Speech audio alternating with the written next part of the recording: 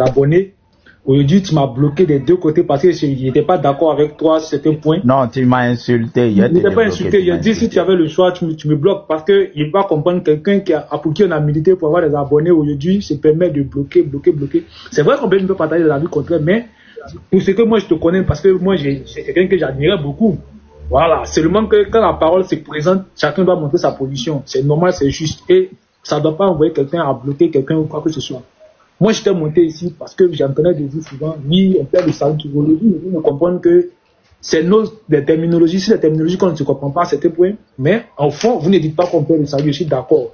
Le jour encore, vous allez développer après des femmes, parce qu'il j'entends bien aussi, le ministère de la femme est précis, on viendra échanger, mais comme j'ai envie d'échanger avec toi, il faut me débloquer. Voilà, je vais te débloquer, je suis désolé. Bon, maintenant, toi aussi, quand on échange, évite trop d'être véhément. Souvent, tu es trop véhément. C'est pas bon. On échange dans la paix, on est entre frères, c'est tranquille. Je vais te débloquer tout de suite même. On est ensemble. Ambassadeur. Aussi la gros cœur. Tu as gros cœur, tu dis bloque-moi. Quand toi aussi tu dis bloque-moi. Non, toi aussi tu dis bloque-moi. C'est bon, King va au sport, il a été débloqué. Il dit bloque-moi, on le bloque aussi, il pleure. Bon, King. Bon sport à toi. La chicotte. Assalamu alaikum. Désolé. Shalom tout le monde, que Dieu vous bénisse. Bonsoir à tous les frères. Wow. J'étais en bas là, il y avait beaucoup à manger et à boire pour faire comprendre juste certaines choses. Permettez-moi, je veux moi je suis d'avis que un chrétien véritable ne peut en aucun cas perdre le salut. C'est impossible de perdre le salut. D'accord? Et ça, les textes bibliques sont clairs là-dessus. Donc, Papa Simon qui était avec Excellence, c'est juste, moi je veux poser des questions, c'est juste pour pouvoir comprendre, hein, pour mettre tout le monde au même pied d'égalité. Voilà. Comme Papa Simon n'est pas là, je vais échanger avec Excellence. Juste ça, quelques minutes. Je pose des questions sur la base de 6 textes. Le premier texte est Éphésiens chapitre 2, versets 8 à 9. Frère ambassadeur, est-ce que tu peux lire Éphésiens chapitre 2, verset 8 à 9. Monsieur Grec est arrivé. Ok, on va lire. Non. Et le premier texte, c'est quoi? Éphésiens chapitre 2, verset 8 à 9. Chapitre 2, verset 8 à 9. 8 à 9, ok. On va y arriver. Ouais. Car c'est par 8 à 9, car c'est par la grâce que vous êtes sauvés par le moyen de la foi. Et cela ne vient pas de vous, c'est le don de Dieu. Ce n'est point par les œuvres afin que personne ne se glorifie. Car nous sommes sauvés. Alors, frère, non, c'est bon. Alors, nous tous, nous connaissons bien ce verset. C'est par la grâce que nous sommes sauvés, par le moyen de la foi. C'est ça qui m'intéresse. Frère Excellence, moi je veux te poser une question parce que tu dis qu'on peut perdre le salut. D'accord. Dis-moi, dans cette phrase, par le moyen de la foi, c'est par la grâce que nous sommes sauvés, par le moyen de la foi. Alors, est-ce qu'on peut être sauvé sans la foi? C'est la première question que je pose. C'est 6 textes. D'accord. Je peux répondre? Oui. Non, la foi est une condition au salut, comme le texte. D'accord. Donc, sans la foi, on ne peut pas être sauvé. Merci. Ça, c'est la première réponse qui est intéressante. Le deuxième texte, c'est Philippiens chapitre 2, le verset 13. Frère ambassadeur, Philippiens 2, chapitre 2, verset 13. Ok, on va lire Philippiens 2, 13. Aujourd'hui, c'est pas 5, hein, c'est 13. Ok. Quelqu'un a bloqué les commentaires. Ah, il n'y a plus de commentaires. C'est Armstrong qui fait ce jeu-là. Car c'est Dieu qui produit en vous le vouloir et le faire selon son bon plaisir. Merci. Alors, il est dit ici que c'est Dieu qui produit en nous le vouloir et le faire. Donc le vouloir et le faire selon son bon plaisir consiste en l'action, en l'exécution, en la pratique de la foi. Donc la persévérance dans la foi. Frère Excellence, est-ce que tu es d'accord que c'est Dieu qui pourvoit en nous le vouloir et le faire? C'est lui qui produit en nous cette foi-là. Est-ce que tu es d'accord? Non, Éphésiens dit quoi? Éphésiens dit la foi est un don, est une grâce. Maintenant le contexte, non, je viens. Le contexte dont il est question ici, c'est Dieu nous produit le vouloir et le faire. Mais Dieu nous ne sommes pas automatisés. Voilà, nous avons notre pleine volonté de ne pas accepter ses plans et d'accepter ses plans, malgré qu'il produit le vouloir et le faire en nous. Oui, mais je dis, tu es d'accord que c'est lui qui produit le vouloir et le faire? Bien sûr, au travers du Saint-Esprit. Oui. Mais donc, il nous donne la volonté et la capacité, n'est-ce pas? Oui. D'accord. Donc, cette source de persévérance-là, cette force de persévérance, c'est Dieu qui nous la donne, n'est-ce pas? Oui. D'accord. Ok, maintenant on vient dans le troisième texte. 1 Pierre chapitre 1, le verset 5. 1 Pierre chapitre 1, le verset 5. 1 Pierre 1, 5. Oui. Les frères, le premier texte, Éphésiens 2, 8, il est dit là-bas que nous sommes sauvés par le moyen de la foi. Effectivement, le frère a eu raison de dire que sans la foi, on ne peut pas être sauvé. Donc, la foi est l'élément capital pour le salut. Sans la foi, on ne peut pas être sauvé. On est sauvé par la grâce, mais par le moyen. Donc, le lien entre Dieu et la grâce et l'homme, c'est la foi. D'accord? Donc, Philippiens 2.13, qu'on a lu tout à l'heure, la source de la persévérance, c'est Dieu qui met en Attends, qui a enlevé les commentaires là? C'est quoi? Quel jeu vous jouez là? Non, c'est bon, ambassadeur, il tapote pas. Regarde, il dit 3 minutes. On est à 29K. Ah, d'accord. Pardon. On est à 29K, il tapote pas. Le live va sauter tout de suite. Depuis ce matin, là, 29K. C'est pas sérieux. Depuis matin, on est matin bonheur, on est là ici, on perd salut. Au moins, il faut pas que le live saute en fait. Là, je vais descendre, j'ai une urgence, vraiment désolé. Tu as une urgence. Moi-même, je vais descendre pour remonter. Moi, j'ai les versets. Ah, d'accord, il y a pas de descendre pour remonter. Je vais descendre pour remonter. Amen. Vous allez tous continuer comme ça, voilà. C'est ce genre d'échanges que nous demandons, pas des échanges où on envoie les gens en enfer dans le billard, là. Voilà. Ambassadeur, 1 Pierre chapitre 1 verset 5. 1 Pierre 1, 5. À vous qui, par la puissance de Dieu, êtes gardés par la foi pour le salut prêt à être révélé dans les derniers temps. Merci. Alors, frère Excellence, il est dit, nous sommes gardés par la puissance de Dieu au moyen de la foi. Tu es d'accord que toujours par la foi et par la puissance de Dieu nous sommes gardés. C'est Dieu qui garde par le moyen de la foi pour le salut. Tu es d'accord? Je t'écoute, oui. À vous qui êtes gardés par la puissance de Dieu, êtes gardés par la foi pour le salut. Donc tu es d'accord que nous sommes gardés par la foi, par la puissance de Dieu pour le salut. Donc c'est la foi qui conditionne le salut. Donc c'est la persistance, la persévérance dans la foi qui conditionne le salut. Tu es d'accord? Oui. D'accord. Les frères, on est tous d'accord que c'est la persévérance dans la foi qui conditionne le salut. Ouais, la persévérance dans la foi. Merci. Alors, on vient maintenant dans Hébreux 10, le verset 39. Bravo. Hébreux 10, 39. Oui. Ok. Pardon, il faut prendre d'abord Hébreux 11, 6. Ça, je peux dire. Il faut regarder Hébreux 10, 39. Je vais lire Hébreux 11, 6. Hébreux 11, 6 dit ceci. Sans la foi, il est impossible d'être agréable à Dieu. Sans la foi, il est impossible d'être agréable à Dieu. Encore, on vient parler de la foi. Donc, la foi rend agréable à Dieu. Sans la foi, il est impossible d'être agréable à Dieu. Maintenant, lis Hébreux 10, 39, s'il te plaît. Hébreux 10, 39. Lis à partir du verset 38. 38, 39. Ah, je l'ai perdu. Ah, il est là, ok. Nous lisons Hébreux 10, verset 39. Il est écrit: et mon juste vivra par la foi, mais s'il se retire, mon âme ne prend pas plaisir en lui. Nous ne sommes pas de ceux qui se retirent pour se perdre, mais de ceux qui ont la foi pour sauver leur âme. Ok, voici un texte. Papa Simon avait pris ce texte-là, le verset 38 et le verset 39. Il y a un contraste entre le verset 38 et le verset 39. Il y a ceux qui se retirent pour se perdre et il y a ceux qui gardent la foi pour se sauver. D'accord? Donc, dans le verset 39, c'est la foi qui préserve pour le salut. On est encore ici en train de parler de la foi, toujours la persévérance dans la foi. Alors, le frère Excellence, ceux qui sont ici, qui ont la foi, qui gardent la foi là, ils sont chrétiens. Oui ou non? Ceux qui gardent, qu'est-ce que le verset 39 dit? Le verset 39 dit... Non, attends. Oui. Le verset 38 va dire, mon juste vivra par la foi, mais s'il se retire, mon âme ne prend pas plaisir en lui.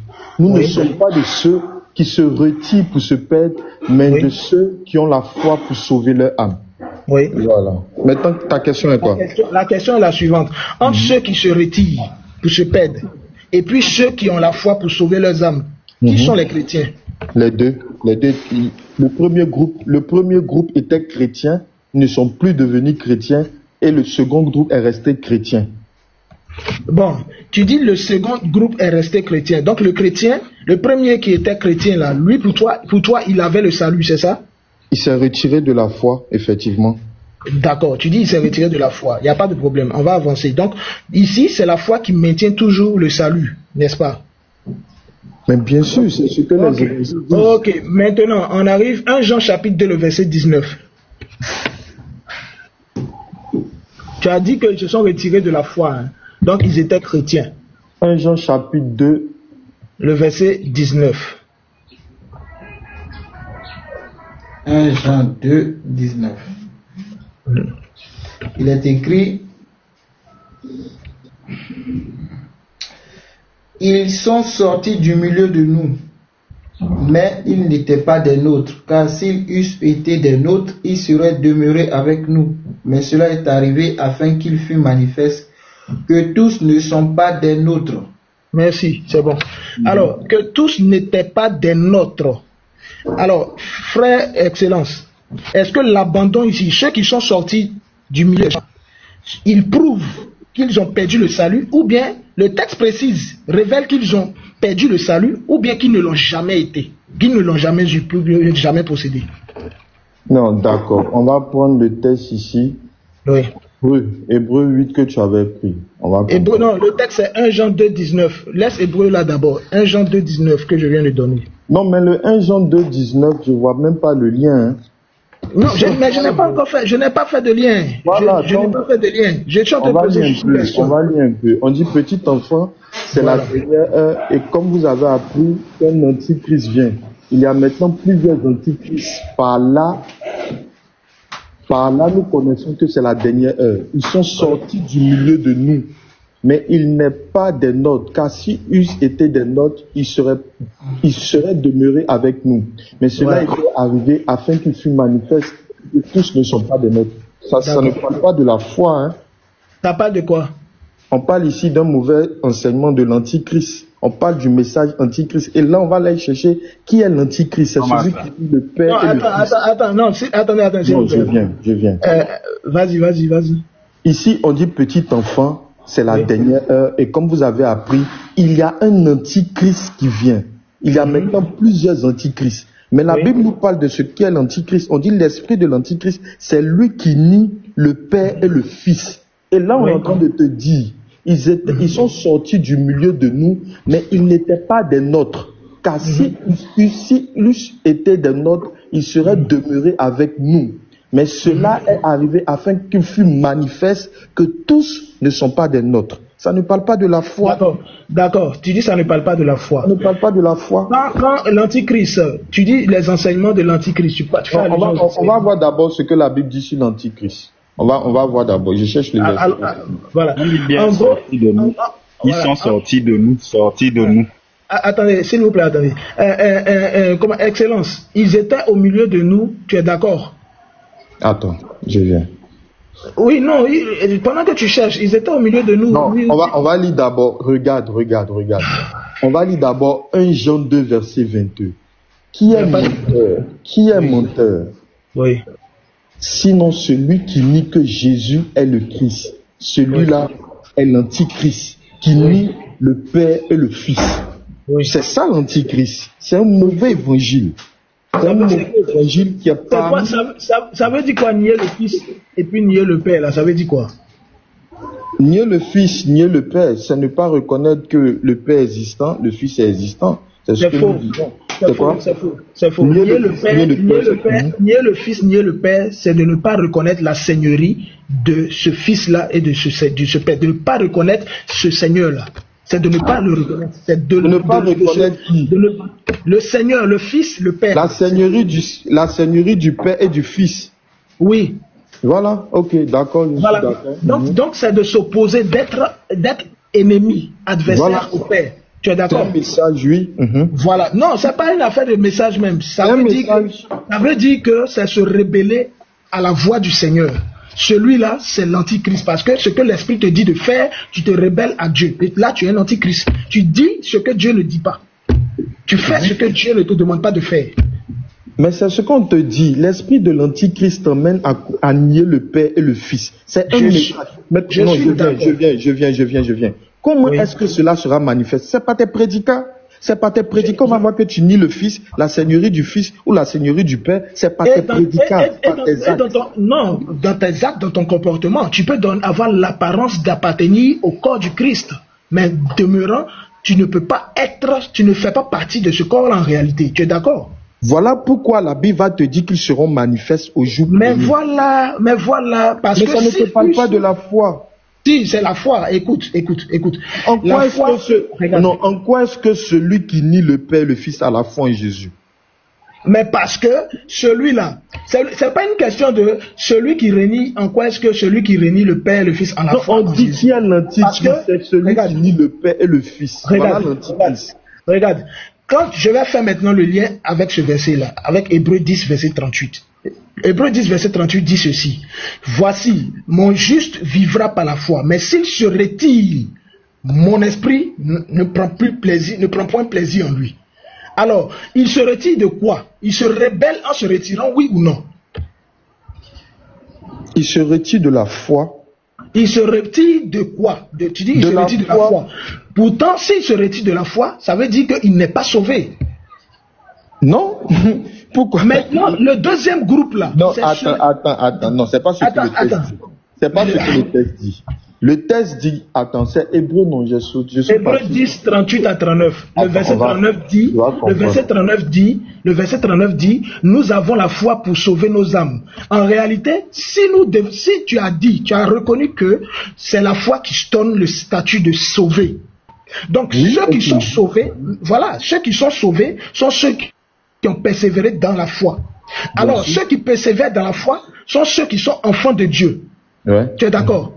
Alors, est-ce que celui qui est enfant de Dieu là, il est sauvé par la foi, oui ou non? Oui. Celui qui n'est pas enfant de Dieu, il n'est pas sauvé par la foi. Donc, ceux qui sont au verset 38 ne sont pas des enfants de Dieu, ils ne sont pas considérés comme ceux possédant ou bien ayant possédé le salut. Même pourquoi le terme est utilisé ici s'il se retire? Lui, il se retire de la grâce. Il ne se retire pas de la foi, il se retire de la grâce. Parce que la grâce a été... C'est pas ce que le texte dit. Regarde, non, écoute, non, tu as eu le temps de parler, laisse-moi répondre. Vas-y, je t'écoute. Mon juste vivra par la foi.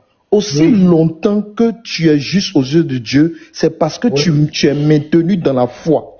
Et le verset te redit, s'il se retire, il se retire de quoi? De la foi qu'il a eue par grâce. Mon âme ne prend pas plaisir en lui. Verset 39, nous ne sommes pas de ceux qui se retirent pour se perdre, c'est une invitation. Non, attends, je termine. L'auteur est en train de finir. Nous ne sommes pas de ceux qui se retirent pour se perdre, mais de ceux qui ont la foi pour sauver leur âme. C'est une invitation à demeurer, parce qu'il y a possibilité. Non, laisse-moi terminer. Tu as fait tes démonstrations, j'ai répondu à tes questions. Parce qu'il y a possibilité d'être dans la foi et de se retirer. C'est ce qui est mis en évidence ici au verset 39. Nous ne sommes pas de ceux qui se retirent pour se perdre, mais de ceux qui ont la foi pour sauver leur âme. Il y a une invitation à demeurer dans la foi. Excellence, le vrai croyant là, c'est celui qui se retire ou bien c'est celui qui ne se retire pas? Non, c'est ce qu'on dit.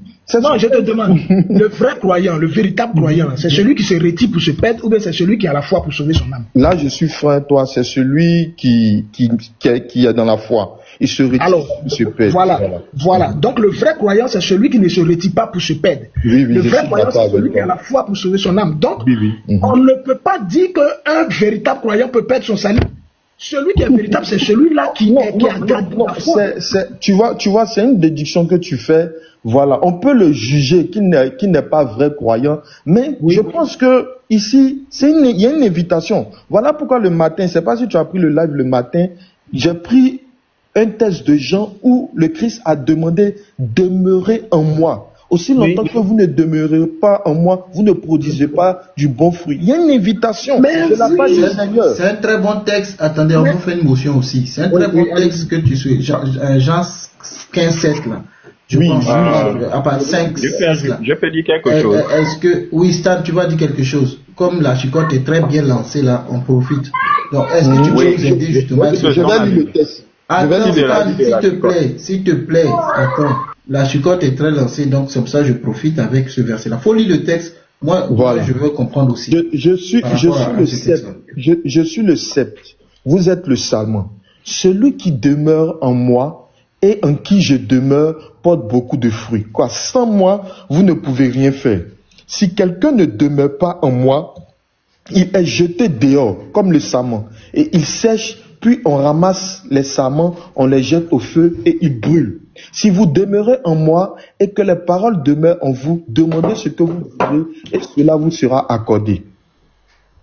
Pour ma part ici, le Christ nous invite. Il y a une invitation du Christ. On ne peut pas dire le chrétien ne peut pas faire d'efforts. Il y a une invitation. Non, attends, Excellence, il va profiter pour... Oui. Regarde, comment on doit comprendre ça? Il y a un élément qui est important. On parle de demeurer. L'invitation est donnée, oui, l'invitation est donnée. Dieu veut que tous les hommes soient sauvés. Oui, mais seuls ceux qui demeurent sont ceux-là qui sont sauvés, les véritables chrétiens, les véritables enfants de Dieu. En fait, c'est une évidence. Est-ce que ça dit que le groupe là, au départ, tous n'étaient pas chrétiens, puisque pas de demeurer? Non, on parle de demeurer parce que Jésus ici dans le texte, si vous lisez bien, il dit si vous demeurez en moi et que je demeure, mes paroles demeurent en vous, vous demandez tout ce que vous voulez, cela vous sera accordé, mais en même temps vous produirez des fruits. Donc c'est ceux qui demeurent en lui qui vont produire des fruits. Ceux qui ne demeurent pas en lui ne vont pas produire des fruits. Ça je comprends, mais est-ce que... Non, j'ai déduit. Je pose mal la question. Ce qui veut dire que je pose mal la question. Est-ce que au groupe, au point de départ, là, ils étaient tous chrétiens ou pas? C'est ça la question en fait. Puisqu'on dit de demeurer, ils étaient en Christ ou mais ils n'étaient pas en Christ au début? Non, quand on dit on est en Christ, on parle de demeurer en Christ. Quand on dit marcher en Christ, on parle de marcher, une marche continuelle avec Christ. Mais si tu penses que tu marches avec Christ et qu'en réalité, tu es en train de commettre, tu pratiques le péché, tu n'es pas celui qui demeure en Christ ou qui est en train de demeurer en Christ. Là, la foi, c'est la persévérance. Tous ceux qui ne persévèrent pas ne sont pas chrétiens. Donc on peut être en Christ sans être chrétien, mais on est en Christ, mais on n'est pas chrétien. Non, on ne peut pas être en Christ sans être en Christ, ça veut dire être chrétien. Donc, tout ce voilà, justement, c'est pourquoi je demande, puisque le verset dit de demeurer en moi. C'est-à-dire qu'ils sont au-dedans. Maintenant, il dit, ceux qui ne demeurent pas là, il les coupe. Oui. Si il les coupe de quoi? Non, il les coupe de... Comment on appelle ça même? Parce que, je ne veux pas dire... Là, il a pris une parabole, il dit le sarment. Lui, il est le sceptre et nous sommes les sarments. Oui, c'est ça. Voilà. Oui. Donc, la parabole est claire. Il y a ceux qui sont rattachés ou qui semblent être rattachés à lui. Mais en réalité, ils ne le sont pas parce que la sève non, que lui... Je ne suis pas d'accord avec l'expression semble être attaché parce qu'ils ont dit attaché, c'est clair. Il dit je les coupe. S'ils coupent, c'est qu'ils sont attachés. Il n'y a pas d'autres qui sont mais la question qu'on pose, pourquoi est-ce qu'il coupe? Il coupe parce que, regarde, c'est la même chose. Quand il dit, je reviens sur le texte de Hébreux sans quitter le contexte. Quand il dit mon juste, regardez bien, il dit toujours mon juste, il s'approprie le juste. Mais il dit s'il se retire, mon âme ne prend pas plaisir. Dans le grec, c'est ne prend point plaisir, c'est ne jamais, ne point, ne pas. Ne plus, c'est pas ça. C'est ne donc pas, il était juste. Jamais. Donc il était juste. Non. Si tu dis qu'il était juste, était juste. Il dit mon juste, qu'il s'approprie, mais mon juste. Donc il n'est pas juste ou il est juste. La chicotte, si tu dis n'était pas juste, tu changes le verset. Tu dis que le verset n'était pas. Écoutez bien.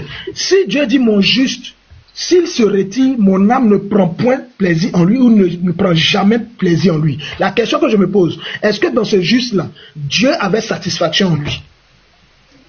Mais il dit mon juste, c'est comme il dit David est l'homme selon mon cœur. Donc, En fait, c'est ce que je suis en train de dire là. Vous allez voir une apparence, une contradiction apparente ici. Il dit mon juste vivra par la foi. Ça, c'est la première phrase. Donc, ça veut dire que le juste, c'est celui qui vit par la foi. Mais puis il dit, mais s'il se retire, et voici ce qu'il dit, mon âme. Donc, c'est quoi? S'il se retire, ça veut dire que son âme ne prend point plaisir en lui.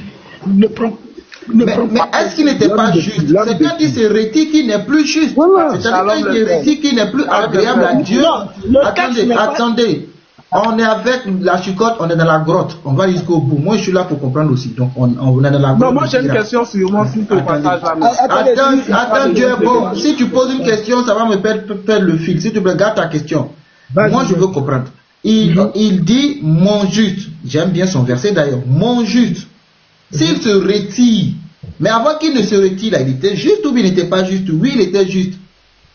Non, attendez. Mon juste ne vivra pas la foi.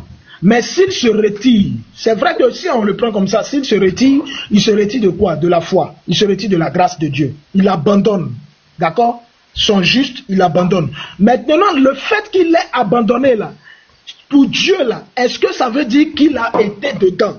C'est ce que Hébreux 10, le verset 38 et 39 disent. Nous ne sommes pas de ceux qui ont la de ceux qui. Mais dans ce cas, il est juste par rapport à quoi? Il est juste par rapport à quoi? Il est juste par rapport à la foi.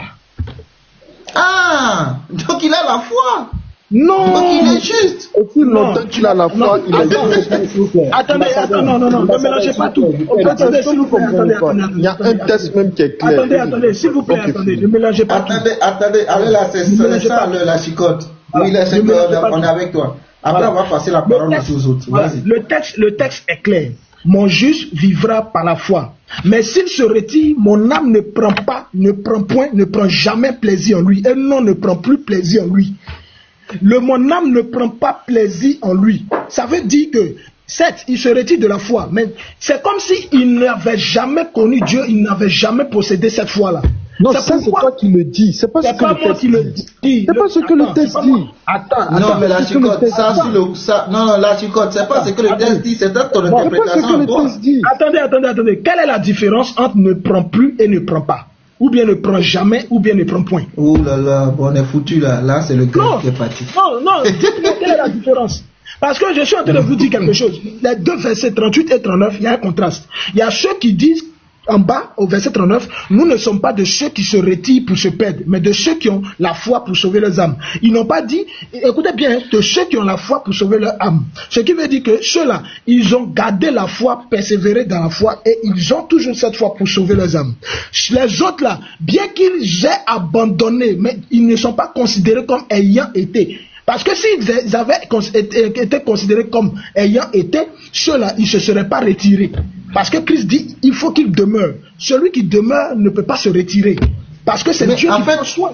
La chicotte, c'est ce que tu dis là. Moi, je suis totalement d'accord avec toi. Hein. Mais je pense qu'excellence, oui, aussi. Hein. Mais en fait, c'est le point de départ. Est-ce qu'ils étaient tous justes? Mais arrivé un moment, il y a des gens qui n'ont pas persévéré, qui sont retirés. S'ils se retirent, mon âme ne prend point. Donc, ils peuvent se retirer. Ils se sont retirés. Regarde, la qualification ou bien la traduction grecque n'est pas juste. Non, voilà, ambassadeur. Traduction, par rapport à quoi? Enfin, peut-être que la traduction n'est pas trop correcte parce que non, on dit le groupe A. Attends, le groupe A est devenu deux groupes. On a A' et A seconde, n'est-ce pas? Est-ce que le groupe A là, au départ, là, le grand groupe là, est-ce qu'ils n'étaient pas tous justes? Regarde, oui, je considère qu'ils étaient tous justes. Allons-y d'abord. Maintenant, quand ils ont évolué, on a eu A', ceux qui sont retirés. Et on a A seconde, ceux qui ont demeuré. Oui. Donc ceux qui sont retirés, c'était juste. Mais en cours de route, ils se sont retirés. Ils ont perdu la foi. Mais la foi qu'ils ont perdue là, regarde. Oui. Est-ce qu'ils ont demeuré? Le salut ne s'obtient que... Non, ils n'ont pas demeuré. Exactement, voilà. Ils n'ont pas demeuré. Voilà, maintenant écoutez, voici ce que je suis en train de dire, voici la cohérence. Le salut s'obtient lorsqu'on persévère. Je suis d'accord avec toi. Voilà, voici la cohérence. Hein. Si le salut s'obtient lorsqu'on persévère, la question que je pose, ceux qui se sont retirés là, est-ce que ceux-là, ils ont perdu le salut ou bien ils avaient le salut? Est-ce qu'ils avaient le salut? si je vais te répondre avec ton verset, moi je dirais que oui, ils avaient le salut. Pourquoi? Puisque le salut est conditionné par la foi et qu'ils avaient la foi. Tu vois? Et en cours de route, ils se sont... Non, je te réponds par rapport au verset. Ils avaient le salut. Ils avaient le salut. Ils avaient le salut. Attendez, mais pourquoi vous ne voulez pas attendre votre tour? On est avec la chicotte, vous aurez la parole. Vous aurez la parole, vous venez d'arriver, vous voulez tout de suite prendre la parole. S'il vous plaît.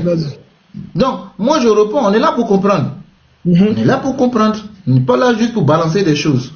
Donc, moi j'ai donné le groupe A, qui a donné A' et A seconde. On est tous d'accord s'ils avaient la foi, il dit à quel moment est-ce qu'ils avaient le salut? Je dis oui, si on reste dans l'exemple, pourquoi? Parce que dans son développement, il a dit qu'il y a la condition de la foi. Est-ce qu'ils avaient la foi? Oui. Est-ce qu'ils ont perdu la foi? Oui, parce qu'ils n'ont pas demeuré. Donc ils ont perdu automatiquement le salut puisque c'est conditionné par la foi. Moi, voici ma réponse. Non, maintenant, regarde, on va lire le verset. Peut-être qu'on va lire le verset 39, 38 et 39. Voici ce que le verset dit. Quant à nous, nous ne sommes pas de ceux qui se retirent pour se perdre, mais de ceux qui croient pour sauver leur âme. Ambassadeur, regarde bien. Le but ici, c'est le salut. Ils disent pour sauver leur âme. Je ne sais pas si tu me suis. Hein? Donc c'est la, voilà, c'est-à-dire, étant toujours dans la foi, c'est le salut ici là, c'est à la fin, le salut quand le salut dans l'au-delà. C'est le but final en fait, c'est l'objectif atteint. Voilà, c'est le but final. Donc, ce qui veut dire que c'est la foi qui te conditionne pour avoir ce salut là. Très bien. Moi je comprends avec ça. C'est ça que je posais la question. Le groupe A dans lequel il y avait tout le monde là. Est-ce que les justes là avaient cette foi? Puisqu'à un moment donné, on dit qu'ils se sont retirés. C'est ça, mais en fait, je ne sais pas si tu comprends ma préoccupation. Est-ce que le groupe A... Regarde, le salut là, il s'obtient à la fin. Il s'obtient à la fin. C'est le salut final. Tu comprends? On dit pour pour sauver leur âme. Donc le salut, c'est à la fin. On est d'accord? C'est à la fin qu'il y a le salut. Donc le groupe A... Il y avait la foi pour tout le monde, mais c'est ceux qui ont persévéré qui vont atteindre ce salut-là. C'est de ça qu'il est question. Non. Donc au départ, personne n'avait le salut. Mais d'abord, personne. Non, je conclue là, je passe la parole. Donc au jour d'aujourd'hui, personne ne peut confirmer qu'il a le salut tant qu'il n'a pas atteint la fin. C'est-à-dire comme quand j'ai combattu le bon combat, j'ai achevé ma course, j'ai gardé la foi. C'est ça? Quand un chrétien... Quand un chrétien dit j'ai l'assurance de mon salut, quand il dit j'ai l'assurance de mon salut, ça veut dire qu'il est apte à pratiquer, à vivre conformément à la foi, aux œuvres de, comment on appelle ça même, aux œuvres de la foi. Tu comprends, non? Ça, c'est sans avoir accompli quitter la terre, il ne peut pas savoir s'il est sauvé alors. Non, il peut savoir qu'il est sauvé parce que c'est le Saint-Esprit qui témoigne en lui qu'il est sauvé. Mais je veux dire quoi? Ce texte de Hébreux 10 là, Hébreux 10 dit, mon juste vivra par la foi. Donc ce qui veut dire, on dit vivra par la foi. Donc en se référant à ce texte, le juste qui est le chrétien ne vivra que par la foi. Or, le fait de vivre par la foi veut dire qu'on est sauvé par la foi. Le fait de vivre par la foi, de demeurer dans la foi, consiste déjà au salut. Donc c'est pas facile. Regarde, ceux qui sont dans la progression, qui sont en train de marcher. S'il vous plaît. Pardonnez, je finis pour moi et puis mais tu as trop parlé. Sinon on va nous crucifier. Si tu faut pas ils vont parler aussi, sinon on va nous crucifier. Ambassadeur, j'ai pas parlé, c'est son temps. Je donne. Non, excellent, pardon, nous on a beaucoup parlé, on va laisser les autres parler, après ça va revenir. Vas-y, je fais mon récapitulatif. Alors, je dis, le salut est fondé par Dieu. On a lu Ephésiens chapitre 2, le verset 8 à 9. Voilà, nous sommes sauvés par la grâce, par le moyen de la foi. Donc c'est la foi qui conditionne le salut. D'accord, le salut final. Donc on arrive maintenant dans 1 Pierre 1, le verset 5. 1 Pierre 1, le verset 5 dit quoi? 1 Pierre 1, le verset 5 dit que nous sommes gardés par la puissance de Dieu, par la foi. Donc c'est la puissance de Dieu qui nous conditionne, qui maintient notre flamme, notre foi, notre foi, donc notre vie de foi. Donc si on dit par exemple que comment on appelle ça, nous étions sauvés et après on n'est plus sauvés, c'est comme si on est en train d'affaiblir la puissance de Dieu ici. Non, ceux qui sont sauvés, qui sont gardés par la foi, par la puissance de Dieu, là, ceux-là, ils sont sauvés, ils sont déjà destinés au salut. Donc pour ceux-là, ils vont demeurer fermes. Ils vont demeurer fermes et leur fin sera le salut. Mais pour ceux qui vont trébucher, ceux-là qui ne vont plus revenir et qui abandonneront, c'est considéré comme ceux-là n'ayant pas été ou ne faisant pas partie de ceux qui ont été donnés au Seigneur. Parce que le Seigneur a dit, c'est le Père, ceux que le Père me donne là, ceux-là, ils ne seront point perdus. Donc, dans la main du Seigneur, tous ceux qui viennent à lui ne se perdront pas. Ceux qui demeurent en lui sont ceux-là qui ne se perdront pas et qui sont sauvés. Voici ce que je dis. Ok. Mais merci, non, c'est Stan qui est là avant vous. C'est pas ordre d'arriver. C'est compliqué. Bon, mais je prends comme Stan. On met tes 3 minutes. On t'écoute. D'accord. Ok, je voulais compléter ce que il disait tout à l'heure. Le salut normalement ne se perd pas. Pourquoi? Jésus dit dans sa parole que je leur donne la vie éternelle, elles ne périront jamais et personne ne les ravira de ma main. Ça veut dire que Dieu ne peut pas permettre qu'un de ses élus puisse perdre le salut. Maintenant, il y a ce qu'on appelle les fils de la perdition, c'est-à-dire ceux à qui le salut, peu importe, ils ne l'ont jamais eu. Vous savez, le salut c'est quelque chose d'éternel. Nous sommes dans le temps. C'est pourquoi chez nous on a l'habitude de dire on réalise le salut. Parce que la Bible nous dit par exemple que l'agneau a été immolé avant la fondation du monde. Et pourtant nous on voit que l'agneau a été immolé il y a de cela 2000 ans. Physiquement, donc Jésus est venu qui manifestait ce qui était déjà dans l'éternité. C'est pourquoi on dit on réalise le salut. C'est pourquoi l'enfant de Dieu peut dire j'ai l'assurance de mon salut. Il y a avoir la foi et être dans la foi. La parole de Dieu dit, j'oublie le verset, dit examinez-vous vous-même pour savoir si vous êtes dans la foi. Pas examinez-vous pour savoir si vous avez, mais si vous êtes dans la foi. Avoir la foi, c'est quoi? Croire, n'importe qui croit que Jésus est le Seigneur et autres, il a la foi, mais est-ce qu'il est dans la foi? C'est-à-dire, est-ce qu'il est né de nouveau? Celui qui a reçu le Saint-Esprit,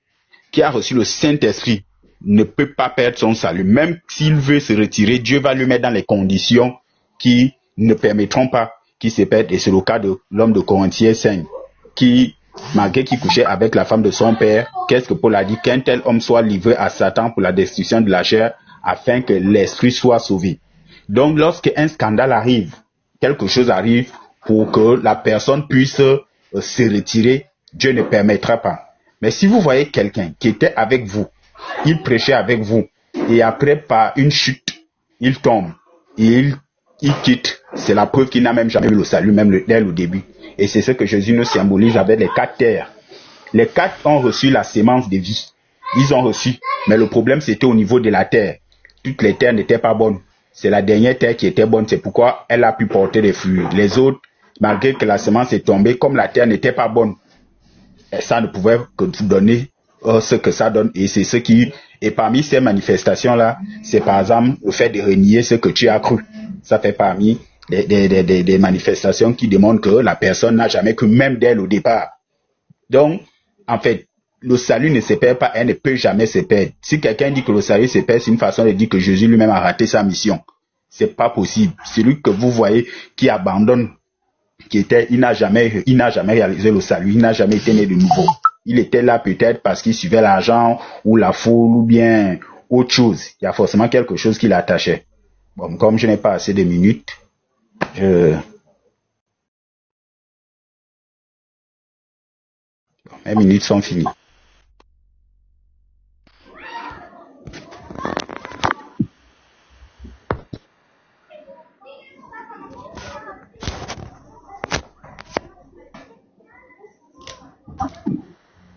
C'est qui parle?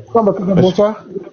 Mes minutes Non, sont finies. attends, oui, ambassadeur va Oui, c'est Armstrong, je t'ai oublié, tu étais là avant. Non, c'est pas. Non, il y a Armstrong qui est là. Attends, il y a Armstrong qui est là. Je fais pas ordre d'arriver. C'est comme ça que je fonctionne. Il y a Armstrong qui est là, on me donne ses minutes. On peut pas laisser d'autres qui sont là avant vous pour vous donner la parole. Ça n'a pas de sens. On fait là que, comme au supermarché. Armstrong, on t'écoute. Oui, shalom les frères. Moi, je pense que je vais pas être assez long. Et moi, avec tout ce qui s'est dit ce soir, bon, je fais une conclusion, quoi. Je me dis que ceux qui sont dans l'optique de dire qu'on peut perdre le salut.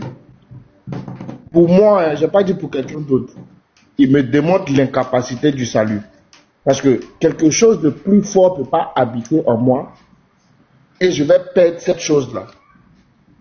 Car ce n'est pas une volonté personnelle, afin que personne ne puisse se glorifier. C'est écrit dans les Écritures.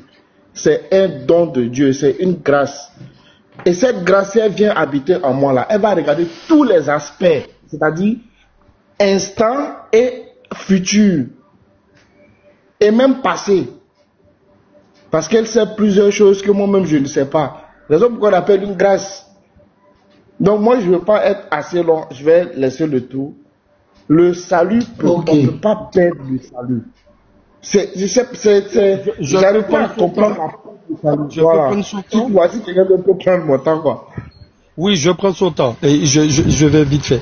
Alors, les gens qui disent qu'on peut perdre le salut, donc moi j'ai montré tout à l'heure dans le qualificatif du salut, c'est éternel. On peut pas perdre quelque chose qui est éternel, c'est impossible. Donc, que les gens qui disent qu'on peut perdre le salut me montrent un verset où Dieu s'est trompé. Parce que le salut, on l'obtient par la grâce de Dieu.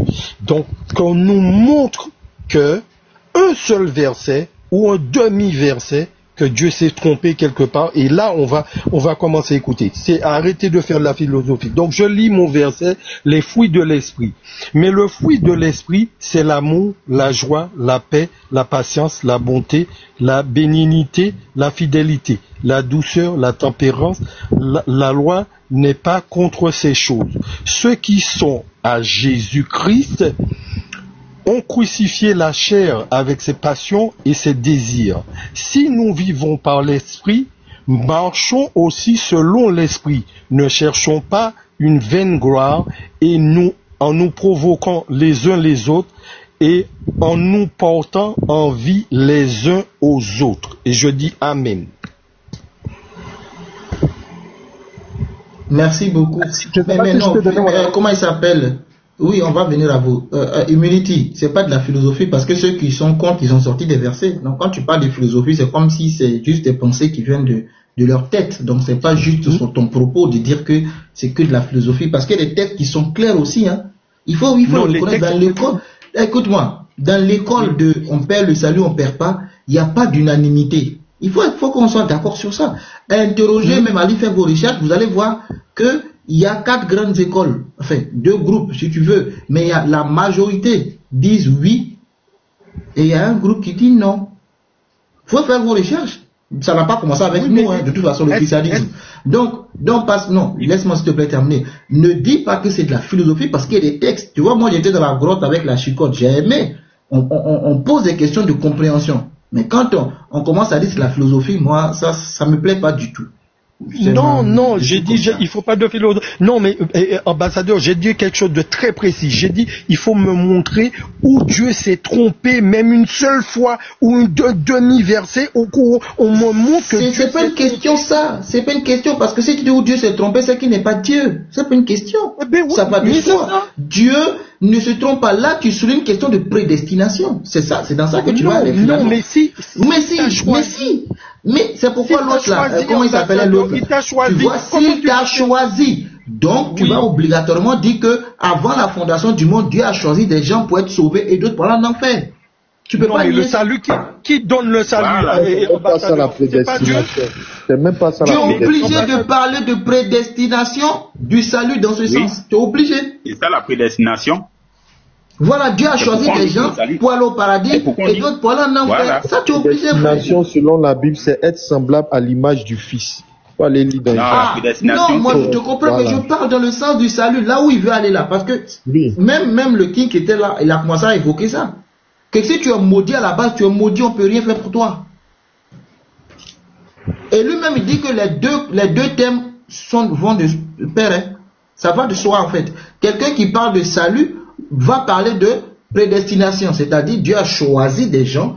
Ambassadeur, lui, c'est un kafri, c'est l'enfer, ou bien il est choisi pour la... Mais quel que soit ce qu'ambassadeur va faire, il va se trouver en enfer. Même si je suis en train de parler de Jésus, à la fin, je suis en enfer. C'est ça en fait. Ça va se manifester. Maintenant, on va donner la parole à Céphas, à son tour. Okay, merci. Non, c'est à Céphas. On écoute ses faces. N'oublie pas, j'ai pris le temps de Ayam. Hein? Oui, c'est la Ayam. Tu t'es grillé, c'est ça, t'as pas compris. Bonsoir. J'espère que vous m'entendez. Hein. 5 sur 5. Voilà, je suis pas venu ici pour montrer que je connais. C'est ma première fois de monter sur le live. Et oui, tu l'as bien vu. Voilà, j'ai eu quelques pensées que je voulais partager, au fait. Voilà, c'est juste ça. Rien, voilà, c'est Dieu seulement qui est fort. Au fait, j'ai entendu beaucoup de choses et voilà, j'ai noté des trucs et je voulais partager avec vous. Au fait, je pense que les deux sujets, je pense que tout le monde a raison. Parce que le salut d'abord, elle ne se perd pas, ça c'est vrai. Ça c'est vrai, le salut, elle ne se perd pas, c'est vrai. Lorsque vous parlez, quand on dit demeurer en Jésus, ça veut tout dire. Celui qui demeure en Jésus, qu'il persévère en Jésus, il ne perd pas le salut. Je veux prendre par exemple la parabole de l'enfant prodige. L'enfant prodige, il était dans un royaume. Et après, il s'est séparé, il était perdu, il était égaré. Et on voit que quand il est revenu, il s'est repenti. Il y a une repentance, ça fait des repentances ici. Donc quand tu chutes, tu dois te repentir. Et revenir dans la bergerie. Et même, quand dans la bergerie, dans le royaume, il y avait quelqu'un qui était là-bas, qui disait, ah, ton fils est parti et il revient, tu lui fais. Donc lui, il a manifesté l'orgueil. C'est-à-dire, celui qui demeure en Jésus, il revient, tu lui fais. Ah, s'il vous plaît, vous n'entendez pas deux voix. C'est chez toi seul. Enfin, chez moi, c'est bon. Hein. Les autres, c'est bon, on peut confirmer. Non, c'est bon. C'est chez toi seul. Enfin, bon. Chez moi, c'est bon. C'est Stan, tu bugs. Vas-y, descends et reviens, tu bugs, Stan. Vas-y, je te remets 1 minute de plus, c'est facile. Merci beaucoup. Donc, celui qui demeure en Christ, qu'il fait attention à l'orgueil. Voilà, parce que moi, je regarde la parabole de l'enfant prodige. Celui qui demeurait avec Dieu là-bas, il avait manifesté l'orgueil. Et celui qui était sorti du royaume, il était perdu. Même quand on prend l'exemple d'Adam et Ève, il était dans le jardin d'Éden et il a péché, il a été éloigné de Dieu. Mais pour revenir en Dieu, il doit avoir une repentance, il doit avoir aussi le sacrifice de Jésus-Christ, c'est-à-dire la mort et la résurrection. Et c'est même chose dans la parabole aussi, on voit un agneau qui a été tué là-bas. Et je prends aussi l'exemple de Jean-Baptiste. Jean-Baptiste, avant que la venue de Jésus vienne sur la terre, d'abord on a présenté Jean-Baptiste. Jean-Baptiste, c'est la repentance, on peut dire. Voilà, il parlait de la repentance, repentez-vous. Et après ça, on voit maintenant le Christ qui se manifeste. Voilà, donc je voulais vous faire, vous attirer votre attention là. C'est vrai que quand tu demeures en Christ, reste ferme, persévère, reste ferme. Voilà, et puis voilà, quand tu meurs, tu vas au paradis, ça c'est vrai. Mais quand tu pêches, tu es éloigné. C'est pour cela que le Seigneur a dit, vous avez parlé d'un truc où le Seigneur dit, quand tu ne demeures pas en moi, on parle de quoi là même? Vous avez parlé tu sèches, je ne sais pas, il y a une parabole, je ne sais pas si vous pouvez... C'est Jean 15. Si la branche ne reste pas, elle sera retranchée, jetée dans le feu. Voilà, elle effectivement. Va sécher et puis brûler. Voilà, oui, mais avant, voilà, c'est à l'image de l'enfant prodige. Il a été séparé, mais lorsqu'il se répand, il revient en Christ, au fait. C'est-à-dire que vous avez juste, parce que il dit qu'il brûle. Non, c'est pas ça. En fait, quand il dit, c'est un peu comme l'enfant prodigue, puisque l'enfant prodigue est revenu, alors que la parabole dit que la branche là, elle est mise dans le feu et elle brûle. Oui, bon, regarde par exemple. Ok, regarde par exemple la parabole, ce que vous avez pris de Paul. Il y a quelqu'un qui a péché dans l'assemblée et ils l'ont chassé.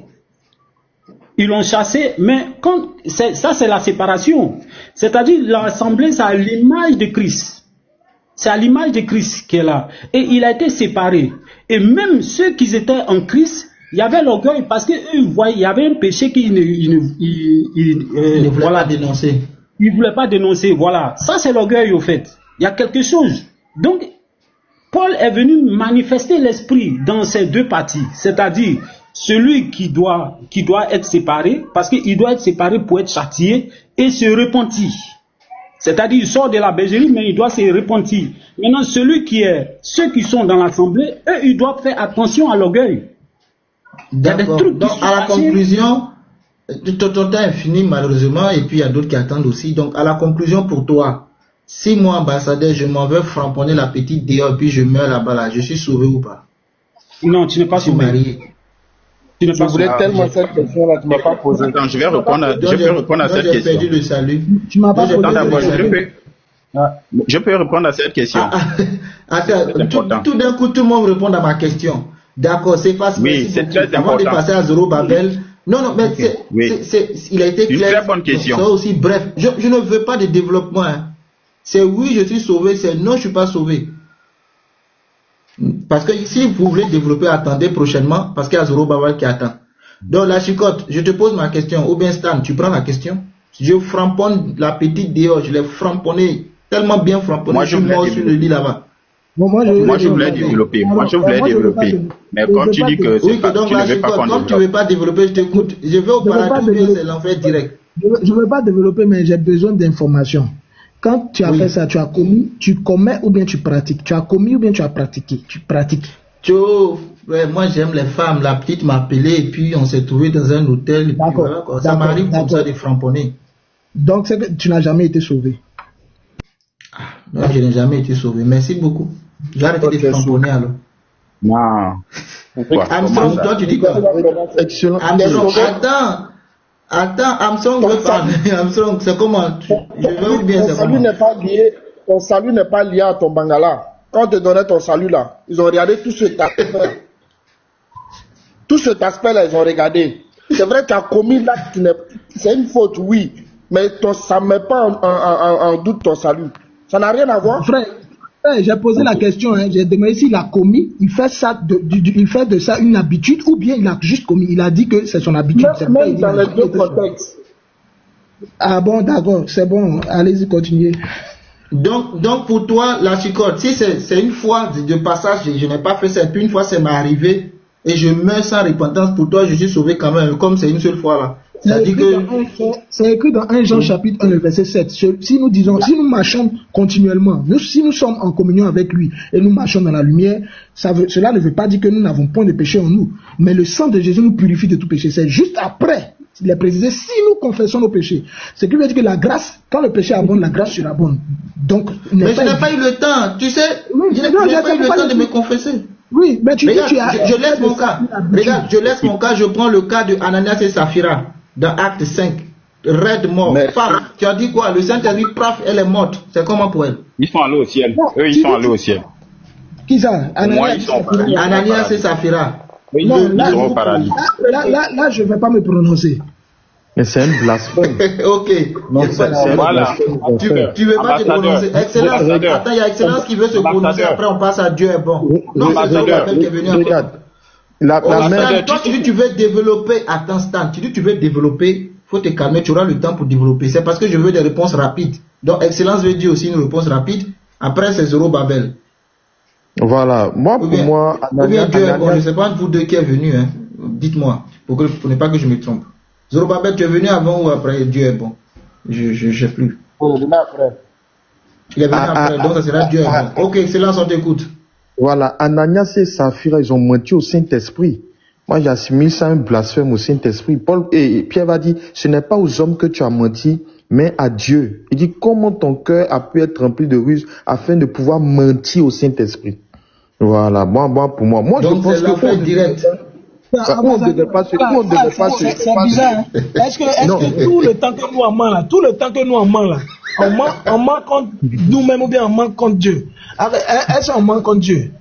Non, mais moi je pense que, ambassadeur, le cas le plus délicat, c'est celui de Judas. Parce que les gens croient que Judas est parti en enfer parce qu'il a livré Jésus. Non. La Bible va dire que Judas s'est suicidé. Mais Judas était non. Papa, attends, Excellence.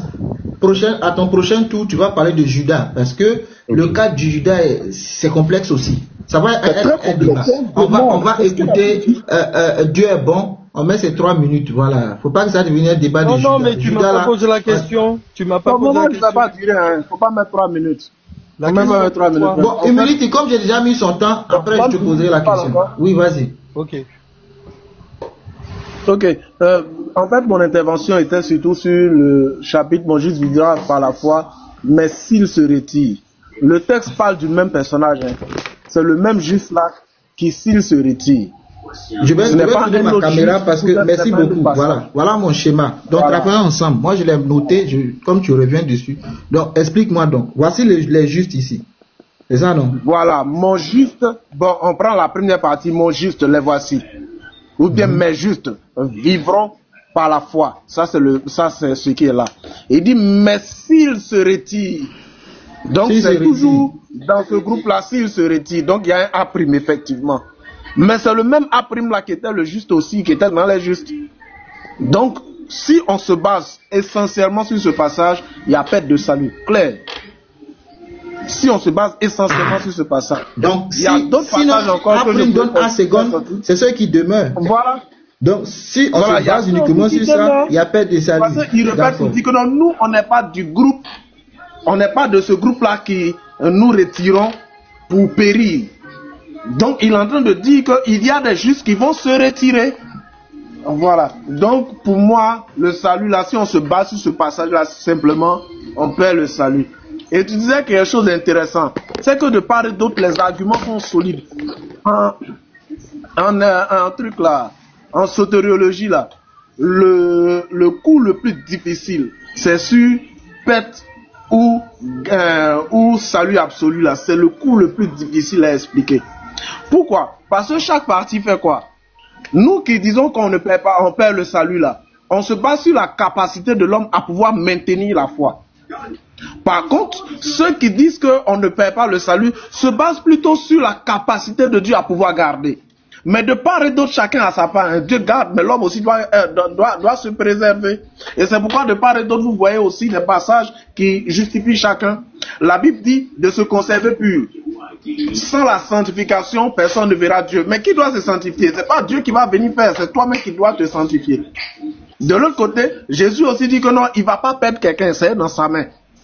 Tu comprends? Donc de part et d'autre, les arguments sont solides. Et moi, mon avis personnel, je vais le donner juste à la fin. Mais si on se base sur ce passage-là, simplement, c'est le même juste là. Qui s'il se retire, Dieu ne prend pas plaisir en lui. Donc on peut perdre le salut à partir de ce passage-là simplement. Point. Et de manière générale, dans ton étude générale, là, tu conclus quoi? Dans mon étude générale, par exemple, je peux faire sortir un autre passage, Apocalypse. Il dit, à celui qui vaincra, je n'effacerai pas le nom. Et celui qui ne vaincra pas, tout simplement, il va effacer le nom. Tout simplement. Donc, tu vois, c'est tellement clair. Donc tu conclus. Non, pour l'instant, je ne vais pas conclure. J'écoute d'abord. J'écoute d'abord. Ok. Il n'y a pas de problème. Zorobabel, tu es là? Il dit, il ne conclut pas. Il y a une émotion. Non, c'est moi mon temps. C'est à quel moment je vais mon temps? Laissez-moi, c'est moi. Non, c'est Zorobabel. Après le minute, on reviendra. Zorobabel. Comme ils n'ont encore rien dit, toi et moi, il y a longtemps, on est là, non. Permettez qu'ils parlent aussi. Depuis le matin, nous, on est là, on se framponne. Oui, Zorobabel. Ok, bonsoir tout le monde. Bonsoir Zorobabel. Voilà, moi d'abord, il faut définir c'est quoi la foi. La foi, ça c'est le don de Dieu. Et est-ce qu'on peut perdre le don de Dieu? Je pense pas. Voilà, c'est-à-dire que pourquoi je dis on peut pas perdre le don de Dieu? Pourquoi je dis on peut pas perdre le salut? Simplement parce que tant que tu vas revenir, si tu as la possibilité de revenir, tant que tu viens, tu es sauvé. Tant que tu te répands,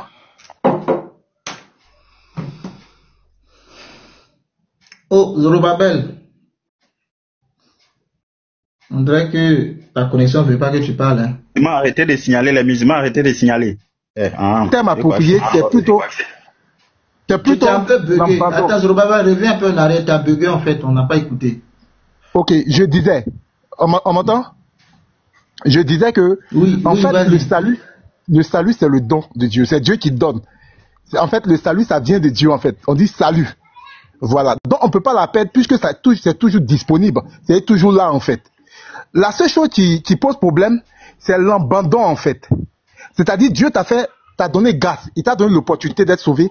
Et si toi, tu ne saisis pas cette opportunité, dans ce cas, c'est-à-dire que tu es tombé et tu as préféré rester dans ta position. C'est pourquoi on va prendre Matthieu déjà. Matthieu nous dit quoi? Celui qui aura persévéré jusqu'à la fin, c'est celui-là qui sera sauvé. On va prendre par exemple l'histoire du semeur. on voit plusieurs types de personnes. Il y a des gens à qui ils ont sémé, on va prendre les champs, il y a des champs sur lesquels ils ont sémé et qui n'avaient pas de racines. Ces personnes, à la fin, ils ont rétrogradé, en fait. Donc, l'objectif, c'est quoi? L'objectif, quand on dit on perd le salut, moi je comprends ceux qui disent qu'on perd le salut, mais je dis simplement on ne peut pas le salut parce que je me dis que c'est le don de Dieu, c'est la grâce de Dieu. Voilà. Et du fait que c'est la grâce de Dieu, si, quel que soit l'acte que tu as posé, du moment où tu as l'opportunité de revenir au Seigneur, tu n'as pas perdu en fait. C'est ceux qui abandonnent, ceux qui ne reviennent pas. C'est pourquoi dans le livre d'Apocalypse, déjà on parle de repentance. On te reproche, on dit, c'est celui qui se répand en fait. Donc la repentance, c'est la chose qui te garantit en réalité le salut. C'est-à-dire un cœur qui revient à Dieu en fait. Le souci c'est que ceux qui prônent qu'on peut vivre comme on veut, ils n'ont jamais été chrétiens en fait. Simplement parce que la Bible dit que marchez selon l'esprit et vous n'accomplirez pas les désirs de la chair. C'est-à-dire Dieu te donne l'opportunité, la force de pouvoir vaincre le péché. Et toi tu dis non, moi je veux pas cette force-là, moi j'accepte le péché en fait. Et on va prendre l'exemple un peu de ce monsieur qui s'est retrouvé dans... C'est-à-dire le Seigneur va chercher tout le monde. Les Juifs refusent le salut et le Seigneur appelle tout le monde. Et tout le monde vient. Et voilà l'individu qui se retrouve dans la présence du Seigneur, mais qui n'a pas porté un habit de noces, un habit convenable. Et ce monsieur, quel a été son sort? Il a été rejeté.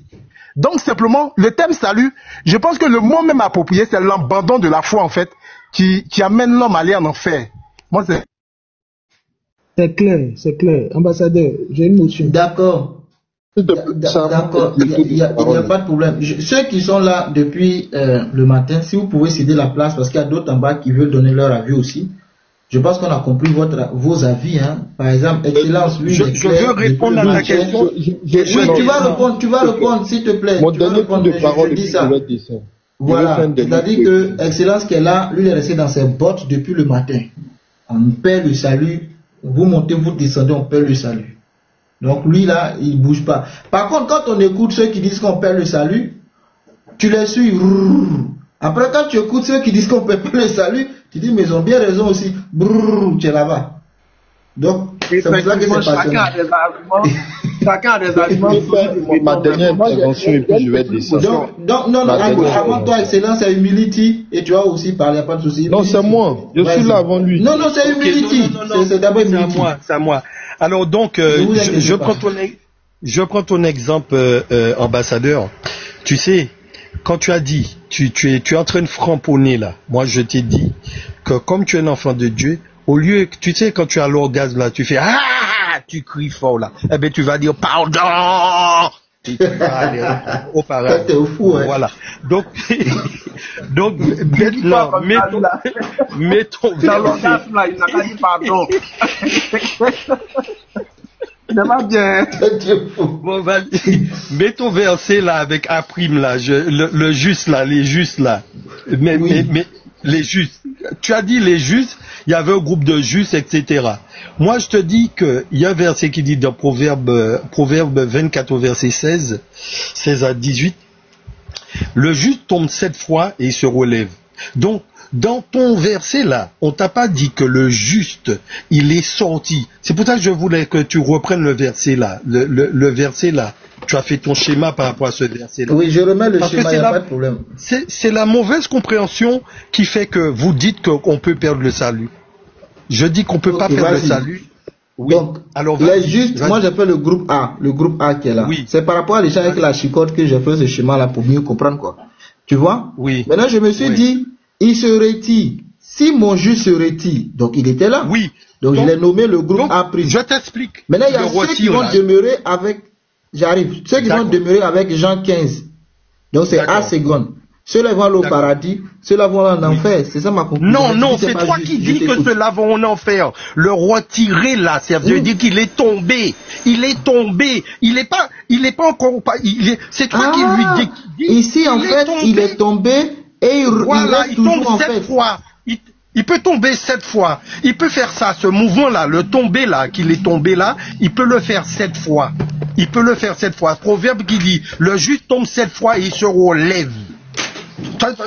Vous avez déclaré que le fait qu'il soit tombé, il part en enfer. Non, monsieur. Non, non, non. Il faut pas dire ça. C'est la mauvaise compréhension qui fait que vous dites que on peut perdre le salut. On t'a dit que le juste il peut tomber 7 fois. C'est ça le tomber là. Le tomber là, c'est ça. Tu comprends? Donc il faut pas affirmer des choses parce que oui, il est sorti et puis il va en enfer. Non, monsieur, on t'a dit qu'il tombe 7 fois. Il peut faire cette même comment dire, ce même chemin-là, 7 fois, on t'a dit. Ce sont les Écritures qui parlent. Il faut pas essayer d'interpréter parce que oui, il est tombé, il va en enfer. C'est pas vrai. L'Écriture n'a pas dit ça. Dans Proverbe 24, au verset 16 à 18, le juste tombe 7 fois et se relève. D'accord. Voilà, tomber, on a dit il se retire. On n'a pas dit se retirer, c'est différent de tomber. Voilà, qui vient de mais ce sont des expressions, C'est comme ça que tomber, à quel moment tomber, ça veut dire il va en enfer. Excellence. 6 mois, je vais tomber. C'est Excellence, non? Attends, une minute, attends d'abord, Excellence va parler, puis il veut descendre en fait. Voilà. Donc, on dit s'il se retire. On n'a pas dit tomber.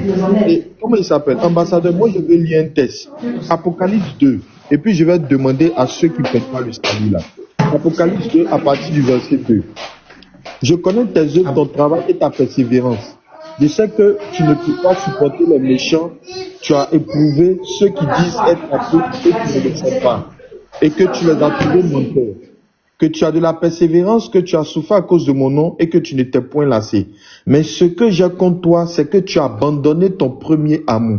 Souviens-toi donc d'où tu es tombé. Répands-toi. Pratique tes premières œuvres. Sinon, je viendrai à toi et j'ôterai ton chandelier de sa place, à moins que tu ne te répandes. Moi, ma question est la suivante. Ceux qui disent on ne paie pas le salut là, est-ce que ces personnes-là, s'ils ne se répandent pas, et puis la mort les trouve dans leurs œuvres, est-ce qu'ils n'ont jamais connu le Seigneur? Est-ce que ces personnes-là n'ont jamais été chrétiens? C'est ma question. Mais je te réponds à ta question. La réponse, elle est claire. Les gens qui ont été choisis, qui ont le salut, ils vont se repentir. Voilà. Non. Donc, toi, tu pars dans une condition. C'est pas ça la question. C'est pas ça la question. Oui, tu sais pourquoi cette question? Attends, pourquoi cette question? Parce que depuis le matin, on nous dit que ceux-là qui se répandent, ils n'ont jamais été chrétiens. C'est pourquoi lui soulève ce verset. Est-ce qu'ils ont une fois été chrétiens? Toi tu dis non, alors que le texte dit de se répandre. Je peux répondre. On reste dans le même texte. On va pas ailleurs. On dit, verset 6, tu as pourtant ceci. Il a pourtant quoi? Apocalypse. Il a pourtant quoi ici? Tu as pourtant ceci. C'est ce que tu es les œuvres des Apocalypse 2. Excellence, redonne le verset là, il y a la chicotte. Apocalypse 2 à partir du verset 2 à 5. Oui, moi je continue au verset 6. La première phrase là. Tu as pourtant ceci. Il a pourtant quoi? On dit c'est que tu es les œuvres des Nicolaïtes, les œuvres que j'ai haïs aussi. Non, on commence au verset 5. Souviens-toi donc d'où tu es tombé. Répands-toi. Et pratique tes premières œuvres. Sinon, je viendrai à toi et j'ôterai ton chandelier de sa place. À moins que tu ne te répandes. Verset 6. Tu as pourtant ceci. Il a pourtant quoi? Ce que tu haïs les œuvres des Nicolaïtes, les œuvres que je hais aussi.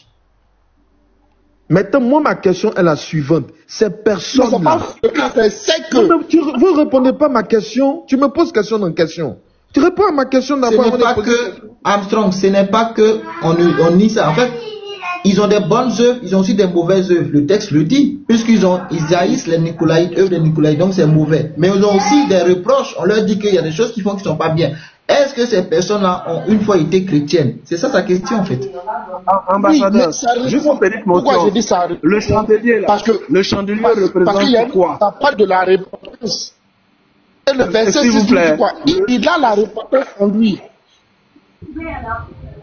Le chandelier représente quoi? S'il vous plaît. Il faut faire ta conclusion. S'il vous plaît. Et attendez, Excellence va faire sa conclusion. Là-bas, ça n'a rien à voir avec le salut. Stan, s'il te plaît, Mais il est descendu pourquoi? Aïe. Excellence, il est parti.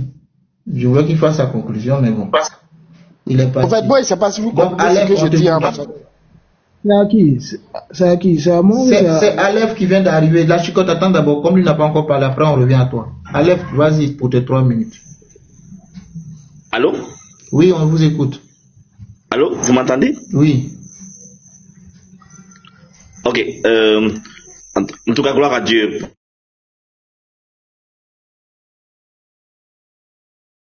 Il est un peu le salut. Aleph, tu bugs. Parce que la Bible dit. Tu bugs même. La Bible dit que à ceux qui l'ont reçu, il a donné le pouvoir de devenir. Non, vous m'entendez? Tu bugs, ta connexion. Allô, là, vous m'entendez? Oui, il sait voir. Oh, alors, j'ai beaucoup attendu pour bugger à la dernière minute. Vas-y, parle, on va voir. Allô? Oh. Allô? Vous m'entendez? Oui, vas-y, on t'écoute. Vous m'entendez? Non, faut descendre, tu vas revenir. Désolé. Ok, d'accord. Tu t'es mis en bas, faut refaire ta demande. On écoute la Chicotte. On garde ta place, hein. Ne faites pas monter quelqu'un d'autre, s'il vous plaît. La Chicotte, on t'écoute. Oui, moi je veux qu'on m'explique le livre de 1 Pierre chapitre 1, je vais relire 1 Pierre chapitre 1, le verset 3 à 5. Béni soit le Dieu et Père de notre Seigneur Jésus-Christ, qui selon sa grande miséricorde nous a régénérés pour une espérance vivante par la résurrection de Jésus-Christ d'entre les morts, pour un héritage qui ne peut se corrompre, ni se souiller, ni flétrir, conservé dans les cieux pour vous, qui êtes gardés par la puissance de Dieu, par la foi, pour le salut qui est prêt à être révélé dans les derniers temps. Qui êtes gardés par la puissance de Dieu par la foi, pour le salut qui est prêt à être révélé dans les derniers temps.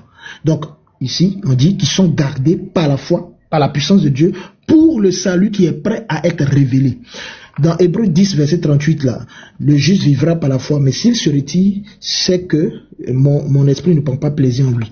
Or, ici, c'est Dieu qui garde par la foi. La question que moi je veux poser, c'est juste une question de compréhension. Ceux qui se sont retirés dans Hébreux 10, là, est-ce que Dieu les préservait par la foi ou bien il ne les préservait pas par la foi?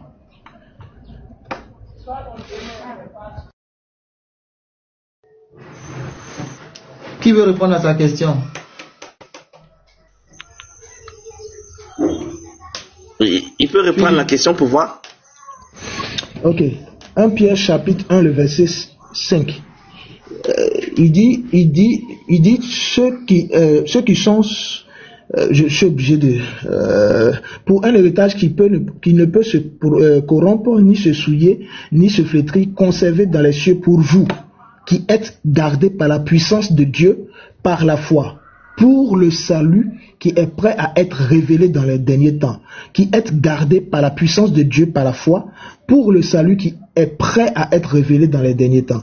Dans Hébreux chapitre 10, le verset 38 à 39, il est dit là-bas, mon juste vivra par la foi. S'il se retire, mon âme ne prend pas plaisir en lui. Nous ne sommes pas de ceux, quant à nous, nous ne sommes pas de ceux qui se retirent pour se perdre, mais pour ceux qui croient ou qui gardent la foi ou qui demeurent dans la foi pour sauver leur âme. Ma question est la suivante. Ceux qui se sont retirés là, est-ce que c'est Dieu qui ne les a pas préservés de la foi et par la foi?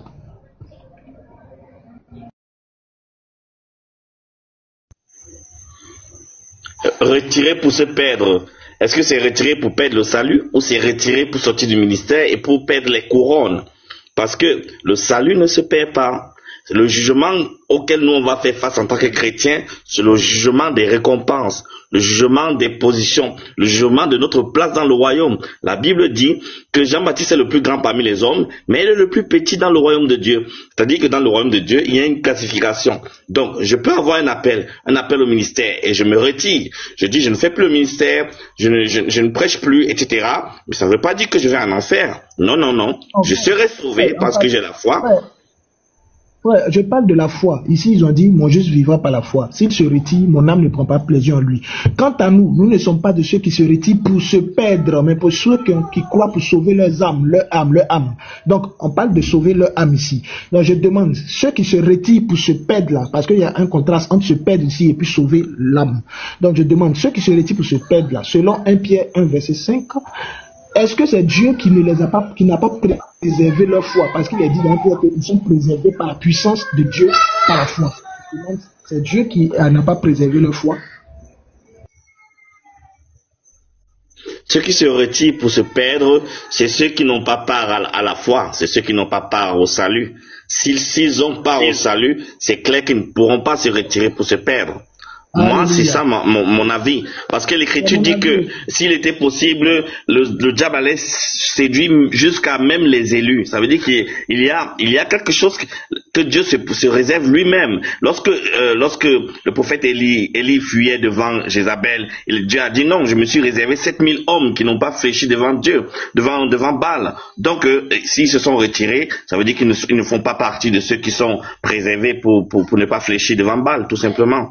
Amen. Que Dieu te bénisse. Pour les autres aussi, que Dieu les bénisse. Ceux qui veulent répondre, en tout cas, c'était juste une question. Je veux prendre une petite motion, si possible. Je pense que c'est moi, non? Ou bien? C'est-à-dire où? Non, je veux prendre juste une petite motion. Je vais prendre une motion d'1 minute seulement. Là, comme ça, je te laisse parler. Moi, je pense que celui qui nous justifie... Mais bon, fais ta motion, sinon c'était Stan. Fais ta motion rapidement. Ok. Moi, je pense que celui qui nous justifie là, il est juste et il est maître du temps de toutes circonstances.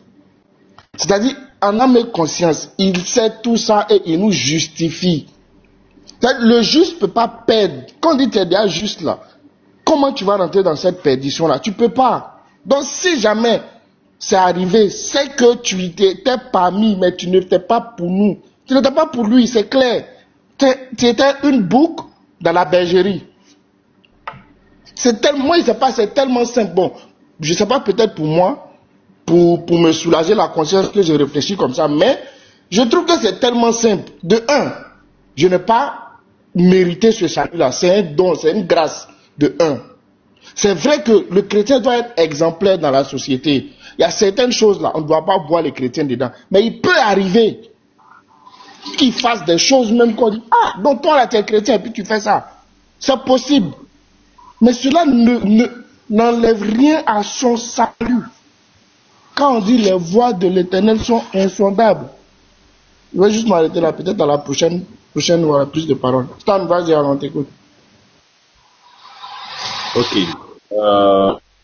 Je vais d'abord vite répondre à la question qu'ambassadeur a posée, que si je pars toucher une femme là-bas et que la mort me surprenne, si tu as l'esprit de Dieu et que tu le fais, même la mort que tu subis là, c'est le châtiment que Dieu t'a réservé. Tu vas au ciel toujours, même si tu n'étais pas levé pour te repentir. La repentance qui se produit après le salut, on appelle ça, c'est la repentance de la marche. Et c'est ce que Apocalypse parle, que si tu ne te repens pas, je vais enlever le chandelier de ta place.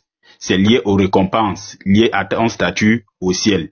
Et je pense que Paul explique ça dans un passage là où il dit que non, si quelqu'un bâtit avec si c'est quoi, pour lui, il sera sauvé, mais comme au travers du feu. Il dit que l'œuvre sera consumée. L'œuvre sera consumée par quoi? Par le feu. Après, il dit, mais pour lui, il sera sauvé, mais comme au travers du feu.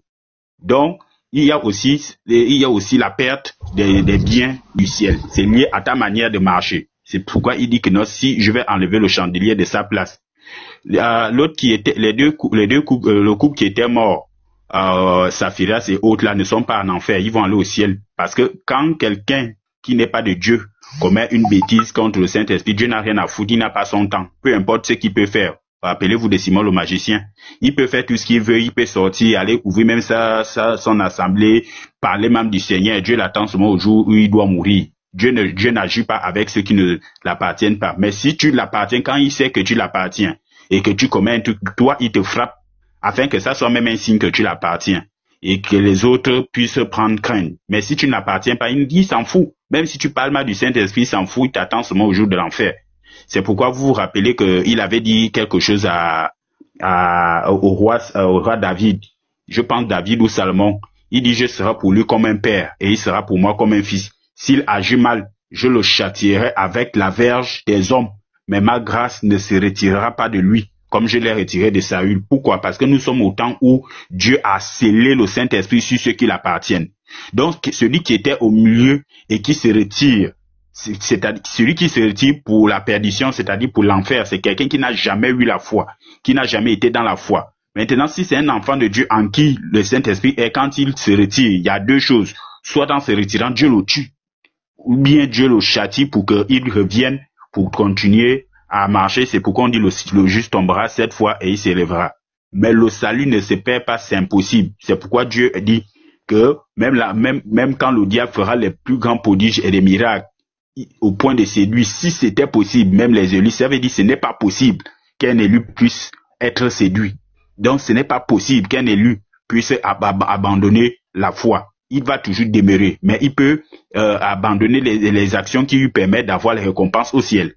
Donc le salut ne peut pas se perdre. Le salut, c'est une grâce et cela ne dépend pas de nous. Merci beaucoup. Voilà. On va écouter Fille du Père. Okay. Attends, tu es mon Fille du Père d'abord qui n'a pas parlé. Fille du Père. Ouais. Peut-être après. La chicotte est descendue. Bon, Armstrong est là parce qu'ils disent la même chose. Armstrong, moi. Toi, tu dis on perd le salut, c'est ça? Moi, je dis on l'abandonne. On ne le perd pas, mais on l'abandonne. Parce que si on l'abandonne, si on meurt là, qu'est-ce qui va arriver? Bah, c'est que tu as abandonné. Est-ce que tu as abandonné? Oui, mais c'est la même chose. Armstrong, attends, je viens. Faut même pas te presser, Armstrong. Faut même pas te presser. Voilà, toi et puis la chicotte. Toi et puis la chicotte, c'est pour vous deux. Je suis la chicotte est partie. Moi, tu dis qu'on l'abandonne. Maintenant que je l'ai abandonné, je suis resté dans l'abandon jusqu'à la fin de mes jours. Je suis pas revenu. Es-tu sauvé ou pas? Bah, pour moi, tu l'as abandonné. Voilà, c'est pas Dieu qui. J'ai compris, je l'ai abandonné jusqu'à mes derniers jours dans la tombe là. Je suis pas revenu. Je vais au paradis ou je vais en enfer. Ah bah, tu seras jugé par rapport à ce que tu as fait. Si tu mérites d'être au paradis, tu vas aller. Si tu mérites pas, tu vas pas aller. Viens, on y va. Ça c'est une troisième doctrine qui est née comme ça. Donc, non, pardon, c'est pas doctrine, pardonnez. Depuis le matin, c'est toi seul qui as envoyé cette histoire de on abandonne et puis après on mais regardez, moi je dis, bon, moi je vais vous prendre un exemple. Moi je suis une femme mariée par exemple. Et puis voilà, je framponne dehors, pourtant je suis dans la foi, c'est pas aujourd'hui. Moi je me suis converti très jeune, je me suis baptisé du Saint-Esprit, tout. Et puis je me lève là un beau matin, je framponne dehors, je framponne. Dieu m'appelle à l'ordre, il m'interpelle, je continue dans le péché. Ça veut dire quoi? Quelqu'un qui t'appelle à l'ordre, si Dieu t'appelle à l'ordre et que vous n'allez pas me dire que ceux qui font ça là, Dieu, il n'y a pas de signe où Dieu t'appelle, il n'y a pas de truc où Dieu te dit par exemple, non, répands-toi de ce que tu es en train de faire. Répands-toi de tout ce que tu es en train de faire parce que tu n'accomplis pas la volonté de Dieu. Mais si tu t'entêtes, c'est que tu fais exprès d'abandonner, de ne pas écouter. Voilà, tu fais qu'à ta tête, tu vis comme tu veux. Dans ce cas-là, cet homme-là, c'est quoi? Il a abandonné. Donc si, voilà, au jour dernier, si il meurt, c'est ce qu'il aura semé qu'il va récolter. Maintenant, moi je ne sais pas qu'est-ce que Dieu va décider pour lui. Mais moi, je me dis que le salut, on ne le perd pas, mais on l'abandonne. Moi, c'est comme ça que je vois les choses. Tu sais pas, celui qui a abandonné, tu ne sais pas s'il va être sauvé ou pas là, tu sais pas. Voilà, mais moi je suis sûr qu'il a abandonné. Voilà. Moi, j'ai un cas comme ça, un bon homme de Dieu qui était vraiment bien dans l'église, bien, quand il est parti au Sénégal, sa femme devait suivre après. Sa femme n'est jamais repartie jusqu'aujourd'hui, ça fait plus de 15 ans. Il n'est même plus pasteur. Donc il a framponné ailleurs.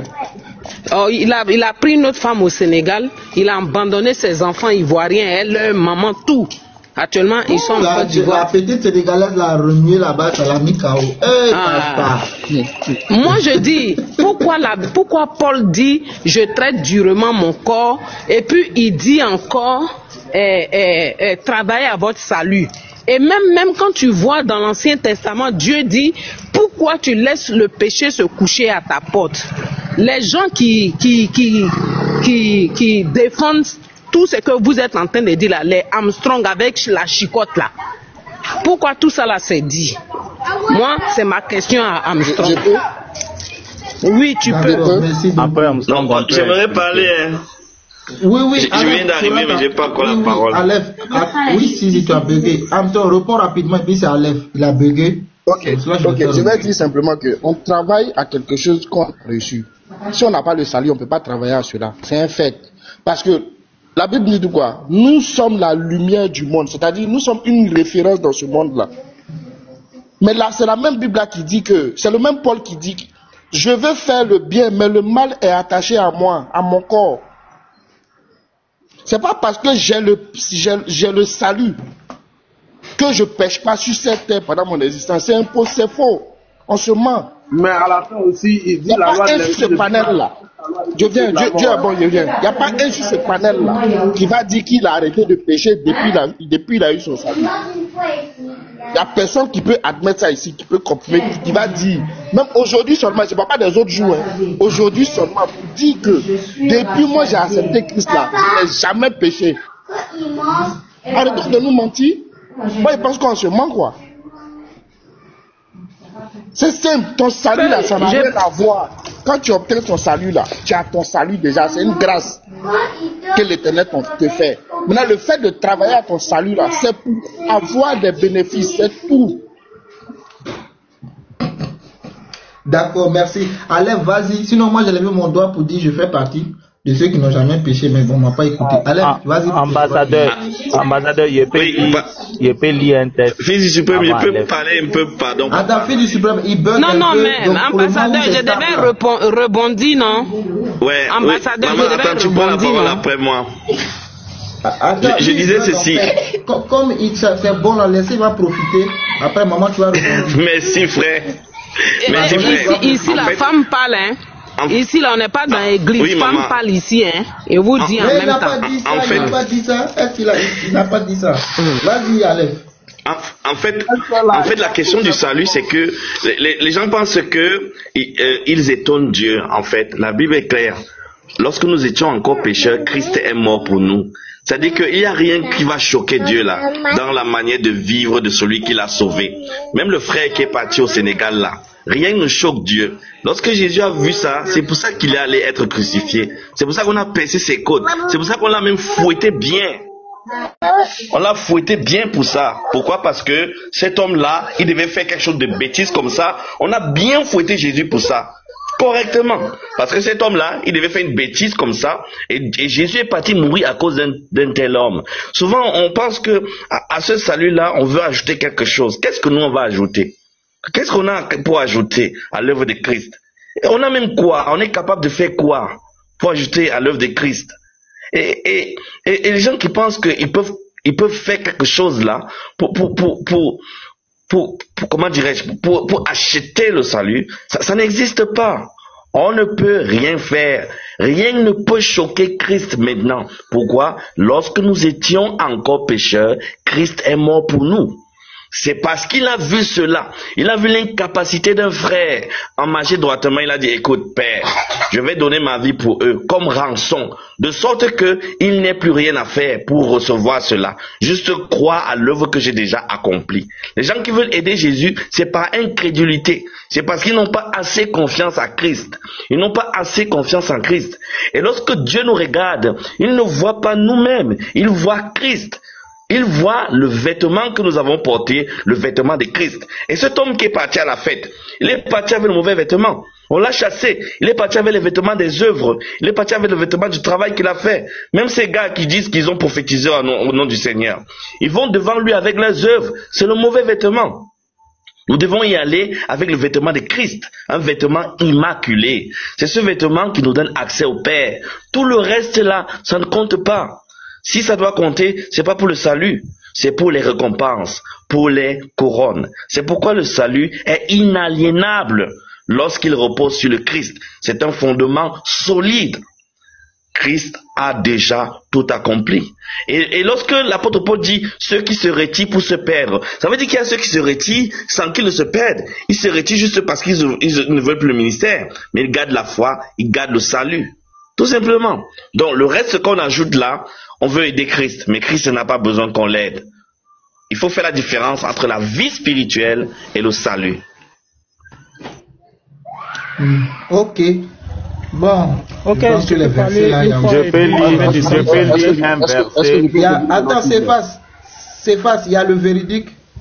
D'accord. Alors, tu veux lire un verset, s'il te plaît, tu vas lire un verset tout à l'heure, mais je viens. Alors moi, je voulais lire un petit verset. C'est juste, attends le véridique, il dit que c'est juste un verset qu'il veut lire. D'accord, donc allons-y, allons-y. Suprême, vas-y. Voilà. Je rappelle que moi je dis que le salut on ne peut pas le perdre. Je rappelle ça. Je voulais dire à Armstrong le passage de Paul là où il dit je fais le bien que je ne veux pas. Après on va le décortiquer, mais c'est pas avec ça qu'on prend pour expliquer pourquoi on ne peut pas perdre le salut. On reviendra dessus. Je vais vous lire juste Jude chapitre 1 le verset 24. Vous savez la sanctification là. Les gens pensent que c'est par leur propre force. Même la sanctification, c'est par la foi. C'est clair. Si tu crois, écoutez ce que j'ai dit. Si tu crois que être chrétien, tu peux pas commettre d'impudicité, tu vas jamais commettre l'impudicité.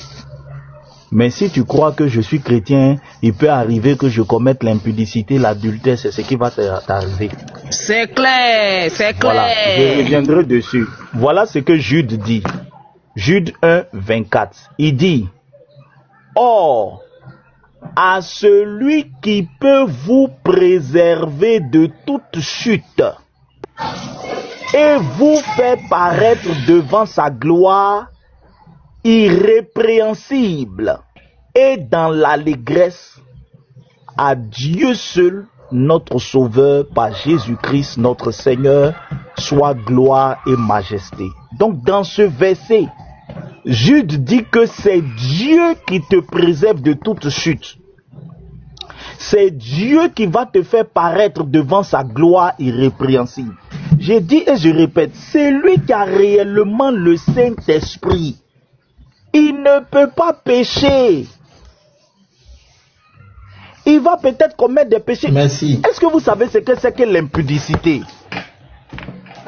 L'impudicité, papa, 50 ans sur ta vie, oh, 50 ans sur ta vie, oh, 50 ans sur ta vie, oh.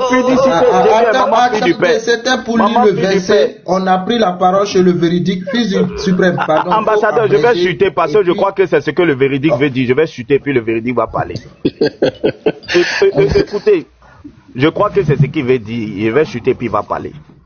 Quand tu as déjà dragué la petite, tu n'as pas encore couché avec elle là. Comment tu sais que c'est ce qu'il veut dire? On se connaît. Quand tu as dragué la petite, et puis tu as pris son numéro, tu viens de faire quelque chose d'involontaire. Tu n'as pas encore commis l'impudicité, tu n'es pas encore passé à l'acte.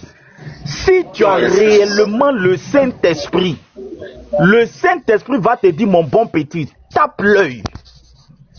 Et quand il va te parler là, tu vas taper l'œil. Il peut arriver que le Saint-Esprit te dise ça, malgré ça tu appelles la petite. Si tes désirs sont impurs, la voix là va te dire arrête-moi ça. J'ai dit tu vas sentir ça dans ton esprit comme une instruction ferme.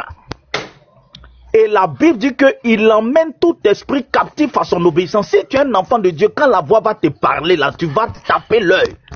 Si à ce stade tu ne tapes pas l'œil, frère, tu n'es pas encore soumis à l'esprit. Et il y a un problème à ta conversion.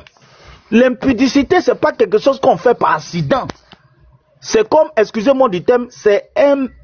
faut pas dire que tu vas me bloquer. C'est un meurtre avec préméditation.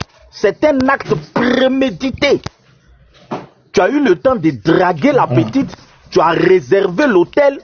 tu l'as prise, tu étais dans le taxi avec elle, tu t'es pas retourné, tu allais la framponner. Si dans tout ce processus, le Saint-Esprit t'a pas freiné, il y a un problème. Voilà. Donc, arrêtons les histoires de... Et si je commets l'impudicité, est-ce que tu as fait comment pour commettre l'impudicité même? C'est arrivé comment? Ça s'est passé comment même? Je peux? Ça s'est passé comment? Non, c'est bien passé. Oui, c'est bon. Non, attends, non. Parce que c'est comme ça vous faites et puis vous prenez la parole et puis les autres attendent. C'est ça. Donc, vous voulez parler, on suit l'ordre. Ambassadeur, déjà même moi quand je suis sur panel, excuse-moi, quand je parle mal à quelqu'un là, ou bien j'écris là, quand je descends même là, tu as lu un verset. L'esprit produit en toi une tristesse. Quand tu es réellement converti, tu es là même, ton âme n'est pas en paix. Il ne va pas te laisser dormir. Tu ne peux pas rester dedans si tu as réellement le Saint-Esprit. C'est pas possible même que tu t'endors, même tu sois serein. Regardez, souvent même ta femme, tu lui as pas parlé mal. Elle a dit quelque chose, tu as crié un peu, le Saint-Esprit te reprend. C'est quel genre de Saint-Esprit il va prêcher là. Fille du suprême, pardon. Fille du suprême, c'est bon. Stan, on dit pas tu mens. Hein. Faut pas faire ça. Non. Moi, je vais te muter. Ici, là, on n'insulte pas. Doucement. Jusqu'à présent, on est resté courtois. Doucement. Ça dit que c'est quelqu'un qui pratique ce genre de choses. Les gars, c'est pas à mon niveau, vous allez faire tout ça. Je répète, voilà. On est resté courtois depuis. Voilà. Et puis on n'insulte pas dans les commentaires. Si vous insultez, ils vont vous muter. On reste courtois. Tu n'es pas d'accord, tu vas monter pour contredire. C'est ça l'échange. On est entre frères, ça sert à rien d'insulter. Aleph dit que tu vas bien l'enceinter. Elle va faire des jumeaux même. Voilà. Donc, je dis qu'on t'écoute. D'accord, papa. Alors, moi, ce que j'aimerais dire, c'est que j'ai écouté la maman parler. Je veux lui dire simplement que c'est pas la vie des gens qui corrige l'évangile.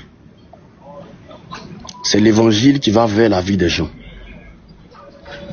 Je donne juste un exemple, c'est-à-dire on est plusieurs ici, soit on est en train de passer un examen. Mais chacun va écrire ce qu'il veut, ce qu'il a étudié. Mais il y a le baromètre qui est la correction. Donc c'est ce que tu écris qu'on envoie vers le baromètre.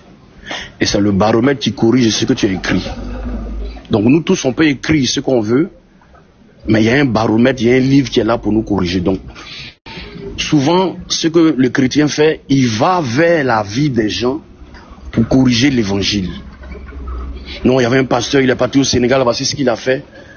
Ce n'est pas lui qui est le standard, du christianisme. Le standard du christianisme, c'est Jésus. Non, pardon, faut laisser pour moi là, faut parler de pour toi, pardon. Non, maman, on est en train d'échanger, on est des chrétiens, on est en train de parler. Parce que voilà, la conception que tu as là, ce n'est pas l'évangile. Ça, c'est la vie de quelqu'un que toi tu veux corriger. Il n'est pas le standard, ce n'est pas lui qui est le standard. Le standard, c'est la Bible. Voici ce que la Bible dit. La Bible dit que celui qui a le Fils, il a la vie. Et il ne vient point en jugement, il ne vient point. C'est une négation éternelle. Demandez à Fils du Suprême. Le mot point ici, c'est en grec oumé. C'est une négation éternelle. Celui qui a le Fils, il a la vie et il ne vient point en jugement. Et le mot jugement aussi en grec, ça veut dire krima. C'est-à-dire il n'est pas jugé, il n'est pas condamné, mais il a la vie éternelle. Donc Jésus ne peut pas dire ça et puis quelqu'un d'autre va venir dire qu'on perd le salut. Jésus ne peut pas dire que celui qui a le Fils a la vie et qui ne vient point en jugement et puis quelqu'un va venir dire qu'on peut perdre le salut. Donc il contredit Jésus. Jésus dit il ne vient point en jugement, mais il a la vie éternelle. Celui qui a le Fils a la vie, celui qui n'en a pas, il n'a pas la vie. Maintenant on va spéculer ici ce que l'autre fait, ici ce que l'autre a dit. C'est-à-dire, au lieu de regarder ce que la Bible dit, on regarde la vie des gens pour corriger la Bible. Non, c'est la Bible qui vient corriger la vie des gens. La Bible dit que celui qui a Jésus-Christ, il a la vie. Et Paul le dit dans Éphésiens 2, à partir du verset 6. On est sauvé par la foi. C'est une grâce, afin que personne ne se glorifie. Ce n'est pas par rapport à ce que tu dis, ni par rapport à ce que tu fais. C'est une grâce qui a été faite. Une grâce, c'est quoi? Une grâce, c'est une faveur imméritée. C'est quelque chose que tu ne mérites pas. Maintenant, si tu dois mériter quelque chose pour être sauvé, tu vas à l'encontre encore de l'évangile. On va lire encore Ephésiens 1 à partir du verset 6. On a été rachetés. Problème. Ok, papa. Donc, la même question, par rapport au frapponnage. Ma motion, hein. Tu vas pas échapper. Attends, il va répondre et puis tu as fait ta motion. Tu as développé. Moi, là, j'ai allé framponner. Et puis, voilà. C'est comment pour moi. Si tu as framponné, mais tu te lèves. Non, si rester là-bas, il est doux. Non, si tu fais comment pour aller framponner même. Ça veut dire que même si tu as framponné et que tu es chrétien, que tu as framponné. Si tu es chrétien et que tu as framponné et que tu as douve dedans là, tu es sauvé. Ouais. Claire, c'est tout. Mais à quel moment Moi maintenant, non, je viens. Mon frère, je vais maintenant poser ma question. Véridique, attends, après tu vas poser ta question. Non, je viens, je vais poser ma question. Attends. Non, je vais poser ma question. Oui, je viens. Attends, véridique, attends. Non, véridique, attends. Attends, je t'ai pas fait compris. Non, je vais poser ma question d'abord, fils du trou. Fils du suprême ne veut pas que je framponne. Non, je vais d'abord poser ma question. Ma question que je veux poser là, papa. Et puis à tous les frères qui sont ici. À quel moment Jésus il est mort pour nous? C'était dans le passé ou bien c'est dans le futur? C'est toujours. Non, à quel moment Jésus a pu nous pécher? Depuis avant, je n'ai pas la parole, ça tourne en rond. Non, la question que je pose là, c'est à quel moment... Tu as tout à fait raison. Après la motion, c'est toi. C'est vrai, après la motion. À quel moment Jésus est mort pour nous pécher? C'est à quel moment Jésus est mort? L'agneau a été immolé avant la fondation du monde. Donc ça veut dire que c'était dans le passé, mais ça agit sur ton futur, non? C'est ça. Moi, je te parle là en tout cas. Dis que ce que Jésus a fait là, ça n'a pas de temps. Ça agit dans le passé, ça agit dans le présent, puis ça agit dans le futur. D'accord, merci pour ta réponse. Ça veut dire que je framponne, je suis au ciel direct. Fils du suprême, attends d'abord, Armstrong va faire sa motion, après c'est Dieu est bon. Armstrong, on t'écoute rapidement. Voilà. C'est Dieu est bon. Vous m'avez oublié, hein. Vous m'avez oublié. Non, t'as pas oublié, ça tourne en fait. C'est parce que ça tourne, vous pensez qu'on vous a oublié, ça tourne. En fait, moi, je prends juste la parole. Vas-y. C'était par rapport à mon intervention. Tout ça, il y a plein de divorces dans le milieu chrétien maintenant là. Plein d'adultères dans les églises là. Quittez là-bas, vous m'énervez, vous là. Vous m'énervez, vous tous. Quittez là-bas. C'est ça que 1 Corinthiens 14. Oui, prenez, ça n'a qu'à être autorité. Pardonnez. Vous aimez trop ça. À cause de tout ça là dans les églises aujourd'hui, on voit n'importe quoi. On a fait maman. Bonsoir famille, bonsoir. Suprême, maman, Strong, vas-y. Fais ta motion rapidement. Ça commence à Armstrong, moi ce que je veux dire à la maman, à l'écouter. Non, véridique, s'il te plaît. Véridique. Ok, vas-y. C'est la motion d'Armstrong. Vas-y, Armstrong. Voilà. S'il vous plaît, j'aimerais poser une question à la maman. Oui, ça va venir patienter. Moi, je vais lire simplement 1 Jean à partir du verset 1 Jean chapitre 1 à partir du verset 5. Vu que c'est nous en train de démon là. La nouvelle. Non, personne n'a traité quelqu'un de démon. Pardon, n'envoie pas cet esprit-là ici. On est désolé du terme. On se contredit, mais dans la paix. Laisse affaire des démons là. C'est affaire des démons qui envoient les habitudes. Ok, c'est vrai. Je vais lire 1 Jean chapitre 1 à partir du verset 5. La nouvelle que nous avons apprise de lui et que nous vous annonçons, c'est que Dieu est lumière et qu'il n'y a point en lui de ténèbres. Amen. Si nous disons que nous sommes en communion avec lui et que nous marchions dans les ténèbres, nous mentons et nous ne pratiquons pas la vérité. Amen. Verset 7. Amen. Mais si nous marchons dans la lumière, comme il est lui-même dans la lumière, nous sommes mutuellement en communion et le sang de Jésus, son Fils, nous purifie de tout péché. Amen. Verset 8. Amen. Si nous disons que nous n'avons pas de péché, nous nous séduisons nous-mêmes et la vérité n'est point en nous. Si nous confessons nos péchés, il est fidèle et juste pour nous les pardonner et pour nous purifier de toute iniquité. Moi, je pense que ce verset-là pour dire simplement que Les chrétiens qui disent qu'ils ne pêchent pas là, ils se séduisent eux-mêmes. Ils se mentent à eux-mêmes. C'est la Bible qui le dit. Aucun chrétien n'a dit qu'il ne pêche pas. Aucun. Aucun chrétien n'a dit ça. C'est pas grave. Si ça dit le chrétien ne pêche pas, Fils du suprême a dit que les chrétiens ne pêchent pas. Je te répète, attends, je vais te répéter. Non, c'est pas ce qu'il a dit, il n'a pas dit ça. Non, attends, le véridique, attends. Il est là, le Fils du suprême est là, il va répondre rapidement. Après, c'est Dieu. Attendez, les péchés dont on parle dans la Bible, vous lisez, si nous disons que nous n'avons pas de péchés, c'est des péchés involontaires. Je te lis Hébreux 10, 26. Je vais te lire ça.